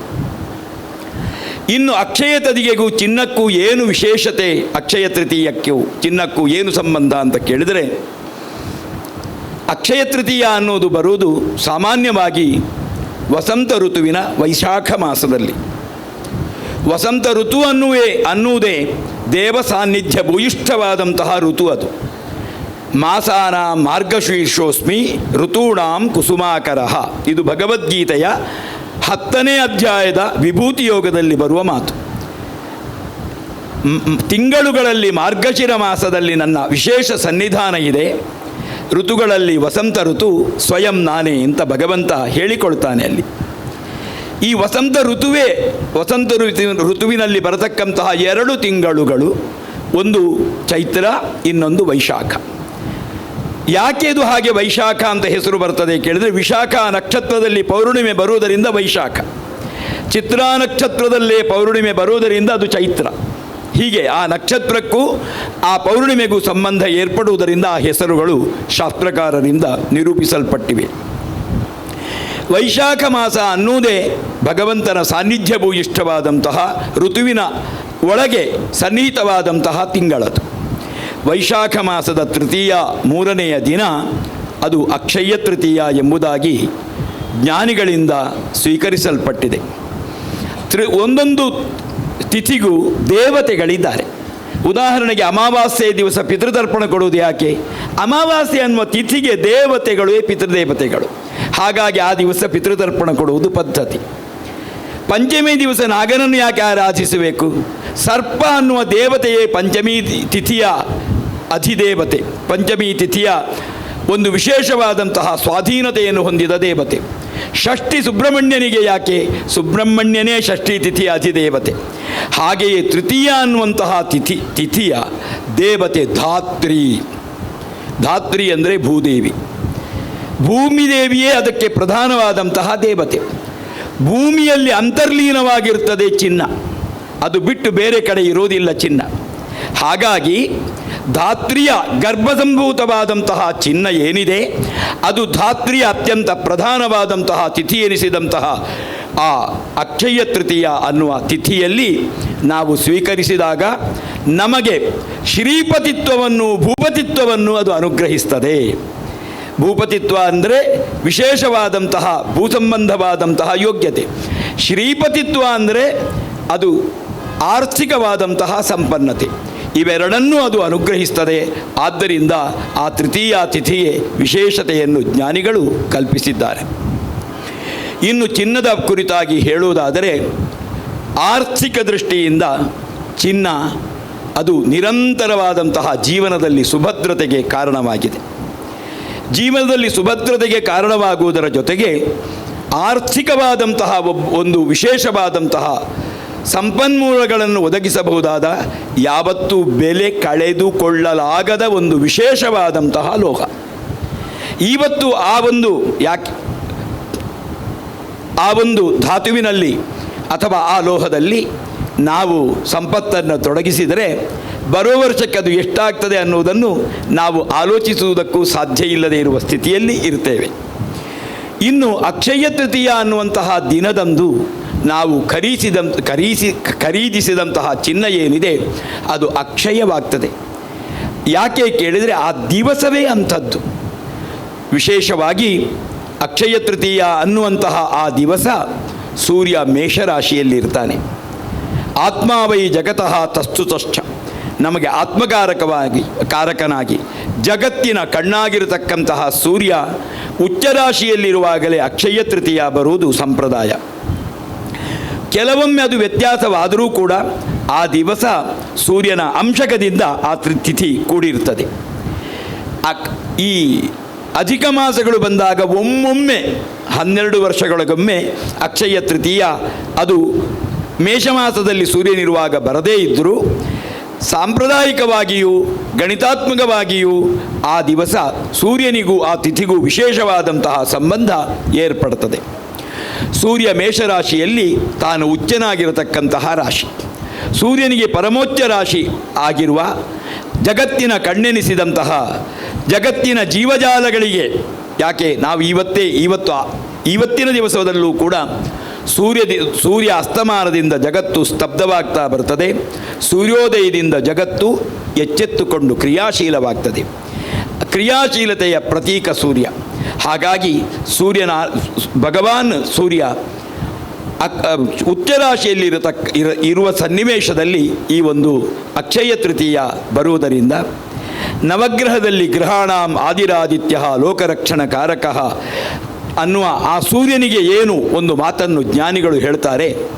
ಯಾಕೆಂದರೆ ಸೂರ್ಯನಿಗೂ ಚಿನ್ನಕ್ಕೂ ಸಂಬಂಧ ಇದೆ. ಸ್ಯಮಂತಕಮಣಿ ಸೂರ್ಯನಾರಾಯಣದಿಂದ ಪ್ರದತ್ತವಾದದ್ದು. ಅದು ದಿವಸಕ್ಕೊಂದಷ್ಟು ಚಿನ್ನವನ್ನು ಕೊಡ್ತಾ ಇತ್ತು ಅನ್ನುವ ಒಂದು ಮಾತು ಭಾಗವತದಲ್ಲಿದೆ. ಅಷ್ಟೇ ಅಲ್ಲ, ಸೂರ್ಯನ ಆ ಒಂದು ವಿಶೇಷವಾದಂತಹ ಯೋಗ್ಯತೆಯಿಂದ ಭೂಪ್ರದೇಶದಲ್ಲಿ ಚಿನ್ನ ತಾನಾಗಿ ಸಮುತ್ಪನ್ನತೆಯನ್ನು ಹೊಂದುತ್ತದೆ ಅಂತ ಧರ್ಮಶಾಸ್ತ್ರ ಹೇಳುತ್ತದೆ. ಹಾಗಾಗಿ ಸೂರ್ಯನಿಗೂ ಚಿನ್ನಕ್ಕೂ ಸಂಬಂಧ ಇದೆ. ಅಷ್ಟೇ ಅಲ್ಲದೆ ಚಿನ್ನ ಅನ್ನುವುದು ಭಗವಂತನಿಗೆ ಅತ್ಯಂತ ಪ್ರಿಯವಾದಂತಹ ಲೋಹ. ದೇವರುಗಳ ಆ ಒಂದು ಚೈತನ್ಯವನ್ನು ಆಭರಣಗಳಿಂದ ಚಿನ್ನದಿಂದ ನಾವು ಸರಿಯಾದ ರೀತಿಯಲ್ಲಿ ಅಲಂಕರಿಸಿ ಆ ದೇವರನ್ನು ನೋಡಿದಾಗ ಆ ದೈವಿಕವಾದಂತಹ ಸಂಬಂಧವನ್ನು ಹೊಂದಿದ ಚಿನ್ನದ ದರ್ಶನದಿಂದ ನಮ್ಮ ಜೀವನದಲ್ಲಿ ಸಮಸ್ತ ಅಮಂಗಲತೆಗಳು ನಿವೃತ್ತಿಯಾಗ್ತದೆ. ಅಷ್ಟೇ ಅಲ್ಲದೆ ಚಿನ್ನ ಅನ್ನೋದು ಆರ್ಥಿಕ ಸಂಪನ್ನತೆಯ ಒಂದು ಪ್ರತೀಕ, ಮಂಗಲತೆಯ ಸೌಮಂಗಲ್ಯದ ಪ್ರತೀಕ, ಜೊತೆಗೆ ಸಮೃದ್ಧತೆಯ ಪ್ರತೀಕ. ಅಂತಹ ಚಿನ್ನದ ಮಹತ್ವವನ್ನು ಸಾರುವ, ಚಿನ್ನ ನಮಗೆ ಜೀವನದಲ್ಲಿ ಸರ್ವವಿಧವಾದಂತಹ ರಕ್ಷೆಯಾಗಿ ಪರಿಣಮಿಸತಕ್ಕಂತಹ ಆ ಒಂದು ವಿಷಯವನ್ನು ಆಧರಿಸಿಕೊಂಡು ಅಕ್ಷಯ ತೃತೀಯ ಅನ್ನುವಂತಹ ಆ ಮಹತ್ವದ ದಿನದಂದು ಚಿನ್ನ ಖರೀದಿ ಯಾಕೆ ಅನ್ನುವ ಒಂದು ಸಮಾಲೋಚನೆಯನ್ನು ಸರಿಯಾದ ರೀತಿಯಲ್ಲಿ ಸಂಯೋಜಿಸುವ ಒಂದು ಮನಸ್ಸು ಮುಳಿಯ ಅನ್ನುವಂತಹ ಚಿನ್ನದ ಮಳಿಗೆಯ ಮಾಲಕರಾದಂತಹ ಕೇಶವ ಪ್ರಸಾದರಿಗೆ ಬಂತಲ್ಲ, ಅದಕ್ಕಾಗಿ ನಾನೊಬ್ಬ ಅತ್ಯಂತ ಸಂತೋಷದಿಂದ ಅವರನ್ನು ಅಭಿನಂದಿಸ್ತೇನೆ. ಇಂತಹ ವಿಷಯಗಳು ಇವತ್ತಿಗೆ ಯಾವುದೇ ರೀತಿಯಲ್ಲಿ ವಿಮರ್ಶೆ ಕಾಣದೆ ಮೂಲೆಗುಂಪಾಗುವ ಸನ್ನಿವೇಶದಲ್ಲಿ ಸಾರ್ವಜನಿಕರಿಗೆ, ಆಸಕ್ತರಿಗೆ, ಯಾಕೆ ಕೇಳಿದರೆ ಇದನ್ನು ಎಲ್ಲರೂ ಕೇಳುವುದಿಲ್ಲ, ಎಲ್ರಿಗೂ ಬೇಕಾಗಿಲ್ಲ ಈ ವಿಷಯ. ಆದರೆ ಒಂದು ಮಾತಿದೆ, ಕೇಳಬಲ್ಲವನಿಗೆ ಪೇಳುವೆನು ಸೊಲ್ಲ. ಕೇಳುವವನಿಗೆ ಹೇಳಬೇಕು, ಕೇಳದೇ ಇದ್ದವನಿಗೆ ಹೇಳುವುದಕ್ಕೆ ನಾವು ಜನ ಅಲ್ಲ, ನಮಗೆ ಸಂಬಂಧವೂ ಇಲ್ಲ. ಕೇಳುಗರು ಕೇಳುವಂತಾಗಲಿ ಅನ್ನುವ ಆಸ್ಥೆಯಿಂದ ಈ ಒಂದು ಕಾರ್ಯಕ್ರಮ ಸಂಯೋಜಿಸಿದಂತಹ ಕೇಶವ ಪ್ರಸಾದರಿಗೆ ನಾನೊಬ್ಬ ಭಾರತೀಯ ಹಿಂದೂ ಧರ್ಮದಲ್ಲಿ ಸನ್ನಿಹಿತವಾದಂತಹ ಕೆಲವೊಂದು ಆಚಾರಗಳನ್ನು ಭಕ್ತಿ ಶ್ರದ್ಧೆಯಿಂದ ಪಾಲಿಸುವವನಾಗಿ ಅವರಿಗೆ ಅಭಿನಂದನೆಗಳನ್ನು, ಕೃತಜ್ಞತೆಗಳನ್ನು ಸಮರ್ಪಿಸ್ತಾ ವಿರಮಿಸ್ತೇನೆ. ನಮಸ್ಕಾರ. ಧಾರ್ಮಿಕವಾದಂಥ ಹಿನ್ನೆಲೆಯಿಂದ ಅಕ್ಷಯ ತೃತೀಯ ಯಾಕೆ ಅನ್ನೋದನ್ನು ಅತ್ಯಂತ ಸವಿಸ್ತಾರವಾಗಿ ನಮ್ಮ ಮುಂದೆ ಇಟ್ಟಿದ್ದಾರೆ. ಅವರು ಹೇಳಿದ ಒಂದು ಮಾತನ್ನು ತೆಗೆದುಕೊಳ್ಳೋದಾದರೆ, ಇವತ್ತು ಅತ್ಯಂತ ಪ್ರೀತಿಯಿಂದ ಅಕ್ಷಯ ತೃತೀಯದಂದು ಹೋಗಿ ತೆಗೆದುಕೊಂಡು ಬರುವಾಗ ಒಂದು ಸಂತೃಪ್ತಿಯಿಂದ ನಾನೇನೋ ಖರೀದಿ ಮಾಡಿದ್ದೇನೆ ಅನ್ನುವ ಭಾವನೆಯಿಂದ ಬಹಳಷ್ಟು ಜನ ಹೋಗೋದಿದೆ. ಅಥವಾ ಸ್ಪರ್ಧಾತ್ಮಕ ಜಗತ್ತಿನಲ್ಲಿ ನೆರೆಮನೆಯವರು ತೆಗೆದುಕೊಂಡಿದ್ದಾರೆ, ಹಾಗಾಗಿ ನಾನು ಹೋಗಬೇಕು ಅನ್ನುವ ದೃಷ್ಟಿಯಲ್ಲಿ ಹೋಗುವಂಥದ್ದು ನಾವು ನೋಡ್ತಾ ಇದ್ದೇವೆ. ಆದರೆ ಆ ಎಲ್ಲ ದೃಷ್ಟಿಯಲ್ಲಿ ನೋಡಿದಾಗ ಖರೀದಿ ಮಾಡುವುದು ಕೂಡ ಭಗವಂತನಿಗೆ ನಾನೇನೋ ಮಾಡಬಹುದಾದ ಒಂದು ಸಮರ್ಪಣೆ ಅನ್ನುವ ದೃಷ್ಟಿಯಿಂದ ಅತ್ಯಂತ ವಿಸ್ತೃತವಾಗಿ ವಿಷಯವನ್ನು ಪ್ರಸ್ತುತಪಡಿಸಿದ್ದಾರೆ. ತಮಗೆ ಮನದಾಳದ ಅಭಿವಂದನೆಗಳನ್ನು ಸಲ್ಲಿಸ್ತಾ ಮುಂದಕ್ಕೆ ಚಿನ್ನ ಯಾಕೆ ಖರೀದಿ ಮಾಡಬೇಕು ಅನ್ನುವ ದೃಷ್ಟಿಯಿಂದ ಪೌರಾಣಿಕವಾದಂಥ ಹಿನ್ನೆಲೆಯಿಂದ ಹಿರಿಯರು ಮಾತಾಡಿದರು, ಧಾರ್ಮಿಕವಾದಂಥ ಹಿನ್ನೆಲೆಯಿಂದ ಹಿರಿಯರು ಪ್ರಸ್ತುತಪಡಿಸಿದರು. ಇವತ್ತು ಒಂದು ರೀತಿಯಲ್ಲಿ ಹೂಡಿಕೆ ದೃಷ್ಟಿಯಿಂದ ಚಿನ್ನ ಯಾಕೆ ಅಥವಾ ಅಕ್ಷಯ ತೃತೀಯ ಅದಕ್ಕೆ ಹೇಗೆ ಪೂರಕವಾಗಿ ಸ್ಪಂದಿಸಬಲ್ಲದು ಅನ್ನೋದನ್ನು ಇದೀಗ ಪ್ರಸ್ತುತಪಡಿಸ್ತಾರೆ ಶ್ರೀಮತಿ ವಂದನಾ ಶಂಕರ್ ಅವರು. ನನಗೊಂದು ಮಾತು ನೆನಪು ಬರ್ತದೆ. ಹಿರಿಯರು ಬಹಳಷ್ಟು ಸಂದರ್ಭದಲ್ಲಿ ಚಿನ್ನ ಖರೀದಿ ಮಾಡುವಾಗ ಹೇಳೋದಿದೆ, ಇದು ಚಿನ್ನ ಯಾಕೆ ಖರೀದಿ ಅಂದರೆ ಕಷ್ಟ ಕಾಲಕ್ಕಾಗ್ತದೆ ಅಂತ. ನನ್ನ ಅಜ್ಜಿ ಹೇಳಿದ್ದು ಕೂಡ ನನಗೀಗ ನೆನಪಿಗೆ ಆಗ್ತದೆ, ಚಿನ್ನ ಯಾಕೆ ಅಂದರೆ ಕಷ್ಟ ಕಾಲಕ್ಕಾಗ್ತದೆ ಅಂತ. ಬಹುಶಃ ಆ ರೀತಿಯ ದೃಷ್ಟಿಯಿಂದ, ಹೂಡಿಕೆ ದೃಷ್ಟಿಯಿಂದ ಕೂಡ ಚಿನ್ನ ಅತ್ಯಂತ ಮುಖ್ಯ ಆಗ್ತದೆ. ಇದೀಗ ಹೂಡಿಕೆ ದೃಷ್ಟಿಯಿಂದ ಚಿನ್ನ ಯಾಕೆ, ಅಕ್ಷಯ ತೃತೀಯ ಯಾಕೆ ವಿಶೇಷ ಆಗ್ತದೆ ಅನ್ನೋದನ್ನು ಶ್ರೀಮತಿ ವಂದನಾ ಶಂಕರ್ ಅವರು ಪ್ರಸ್ತುತಪಡಿಸ್ತಾರೆ. Over to you ma'am. Jai Shri Ram. ಹಿರಿಯರೆಲ್ಲ ಕೂತಿದ್ದಾರೆ. ಎಲ್ಲೋ ಒಂದು ಕಡೆ ಸ್ವಲ್ಪ ಮುಜುಗರ ಆಗುತ್ತೆ, ಬಟ್ ಶುರುವಲ್ಲೇ ಕೇಶವ್ ಸರ್ ಹೇಳಿದರು ಇಂಗ್ಲೀಷಲ್ಲಿ ಮಾತಾಡಲಿಕ್ಕೋಸ್ಕರ ಅವರನ್ನು ಇನ್ವೈಟ್ ಮಾಡಿದ್ದೀವಿ ಅಂತ. So I don't have a choice, I am going to switch on to English. But ಅದರ ಮೊದಲು ಸರ್ ಯೋರ್ ಪರ್ಮಿಷನ್. ಓಕೆ, 2-3 ರೀತಿಯಲ್ಲಿ ನಾವು ಈ ವಿಷಯವನ್ನು ಮಾತಾಡ್ಬೋದು. ಬಟ್ ಬೇಸಿಕಲಿ ಒಂದು ದೃಷ್ಟಿಯಲ್ಲಿ ನಾವು ನೋಡಬೇಕಾದ್ರೆ Hindu scriptures what we call from ancient times they have considered gold, the yellow metal, to be blessed by the divine. Simple ಆಗಿ ಹೇಳಬೇಕಾದ್ರೆ ಪ್ರತಿಯೊಂದು ಮನೆಯಲ್ಲಿ ಒಂದು ಮಗು ಹುಟ್ಟಿದಾಗ ಆ ಮಗುವಿಗೆ ಹೆಸರಿಡುವ ಸಮಯದಲ್ಲಿ ಹಿರಿಯರೆಲ್ಲರೂ ಬಂದು ಮಗುವಿಗೆ ಒಂಚೂರು ಜೇನುತುಪ್ಪ ನಕ್ಸಿ ಆಶೀರ್ವಾದ ಮಾಡ್ತಾರೆ. ಇದು ಪ್ರತಿಯೊಂದು ಮನೆಯಲ್ಲಿರುವ ಪದ್ಧತಿ ಅಲ್ಲ? ಪ್ರತಿಯೊಂದು ಮನೆಯಲ್ಲಿ ನೀವು ನೋಡಿರ್ಬೋದು, ಒಂದು ಪುರೋಹಿತರಲ್ಲಿ ಕೂತವರು ಪೂಜೆಯವರು ಒಂದು ಸಣ್ಣ ಚಿನ್ನದ ಉಂಗುರ ಕೊಡಿ ಅಂತ ಕೇಳ್ತಾರೆ. ಆ ಚಿನ್ನದ ಉಂಗುರವನ್ನು ಜೇನಿಗೆ ಮುಟ್ಟಿಸಿ ಅದರಲ್ಲಿ ಮಗುವಿನ ನಾಲಿಗೆಗೆ ಮುಟ್ಟಿಸ್ತಾರೆ. ಅಲ್ಲಿ ಸುರಾದ ಚಿನ್ನದ ಸಂಬಂಧ ಆ ಮಗುವಿನ ಜೊತೆ ಅದು ಯಾವಾಗ ಮುಕ್ತ ಆಗುತ್ತೆ ಅಂದರೆ, ಒಂದು ಜೀವ ದೇಹವನ್ನು ಬಿಡುವಾಗ, ಕೊನೆಗೆ ಅವರನ್ನು ನಾವು ಕಳಿಸಿಕೊಡುವಾಗ ಪುನಃ ನೆಲದ ನಾಲಿಗೆಯ ಅಡಿಯಲ್ಲಿ ಒಂದು ಸಣ್ಣ ತುಂಡು ಚಿನ್ನ ಇಟ್ಟು ಕಳಿಸ್ತೇವೆ. ಇದು ಜರ್ನಿ. ಹಿಂದೂ ಸಂಪ್ರದಾಯದ ಜೀವನದಲ್ಲಿ ಚಿನ್ನಕ್ಕಿರುವ ಸಂಬಂಧ ಅಂದರೆ ಇದು ಹುಟ್ಟಿದ ಮಗುವಿಂದ ಸುರುವಿನ ಇದರಿಂದ ಕೊನೆಯವರೆಗೆ. ಜೇನಿಂದ ಉಂಗುರದಿಂದ ಜೇನು ಯಾವಾಗ ನಕ್ಕಿಸ್ತೇವ ಅದೇ ಅವರು ಕೊನೆಗೆ ಅವರನ್ನು ವಿದಾಯ ಕಳಿಸುವಾಗ ಪುನಃ ಒಂದು ಸಣ್ಣ ತುಂಡು, ಶಾಸ್ತ್ರಗಳು ಹೇಳ್ತದೆ, ನಾಲಿಗೆ ಅಡಿ ಪುನಃ ಒಂದು ಚಿಕ್ಕ ತುಂಡು ಬಂಗಾರ ಇಟ್ಟು ನಾವು ಅವರನ್ನು ಕಳಿಸ್ತೇವೆ. So this is where the gold is called to be divine. ಅಂದರೆ ಸುಮ್ಮನೆ ಒಂದು ಆಭರಣ ಅಲ್ಲ, it is not an yellow metal as we call it, ಒಂದು ಸಣ್ಣ ಆಭರಣ. ಎಷ್ಟೋ ಗಂಡಸರಿಗೆ ಮನೇಲಿ ಅನಿಸ್ಬೋದು, somebody who's got no relation with gold, ಅದಕ್ಕೆ ಯಾಕೆ ಅಷ್ಟು ಇದಾಗ್ತೀಯ, ಅದು ಒಂದು ಮೆಟಲ್ ಅಥವಾ ವಜ್ರಕ್ಕೆ ಒಂದು ಕಾರ್ಬನ್, ಇದೆಲ್ಲ ಕಾಮನ್ ಆಗಿ ನಾವು ಮನೆಯಲ್ಲಿ ಕೇಳಿ ಬರುವಂಥದ್ದು. But gold is not just a metal, it is blessed, it is blessed from the above, it is called a divine metal. ಒಂದು ಭಾಗ. ಎರಡು, ಚಿಕ್ಕದ್ರಿಂದ ಮನೆಯಲ್ಲಿ ಒಂದು ವಿಷಯ ಕೇಳ್ಕೊಂಡು ಬೆಳೆದಿದ್ದೀನಿ, ಸ್ತ್ರೀ ಧನ್ ಅಂತ ಹೇಳ್ತೀವಿ ನಾವು ಅದಕ್ಕೆ. ಸ್ತ್ರೀ ಧನ್ ಹಿಂದಿಯಲ್ಲಿ ಬರುವ ಶಬ್ದ ಅದು. ಸ್ತ್ರೀ ಅಂದರೆ ಲೇಡಿ, ಹೆಂಗಸು, ಧನ್ ಅಂದರೆ ಅವರ ಆಸ್ತಿ ಅಂತ. ಸ್ತ್ರೀ ಧನ್ ಡಿಫ್ರೆಂಟ್ ವೇಸಲ್ಲಿ ಇರ್ಬೋದು. It could be the assets you own, but most importantly it is the gold and the ornaments you bring. ಒಂದು, ಮದುವೆಯಾಗಿ ತಾಯಿ ಮನೆಯಿಂದ ತಾಯಿ ಮನೆಯವರು ಕೊಟ್ಟ ಬಂಗಾರ ಇರ್ಬೋದು, ಅದಾದಮೇಲೆ ನಮ್ಮ ಜೊತೆ ಬೆಳೆಸ್ಕೊಂಡು ವರ್ಷ ವರ್ಷ ಅಕ್ಷಯ ತದಿಕೆ ಹೇಳಿದಾಗೆ ಖರೀದಿ ಮಾಡಿದ ಗೋಲ್ಡ್ ಇರ್ಬೋದು. ಅದಕ್ಕೆ ನಾವು ಸ್ತ್ರೀ ಧನ್ ಅಂತ ಹೇಳ್ತೀವಿ. ಇದಕ್ಕೆ ಬಹಳ ಇಂಪಾರ್ಟೆಂಟ್ ಇದೆ for all those ladies who don't know the power of Stridhan. Stridhan today is legally yours.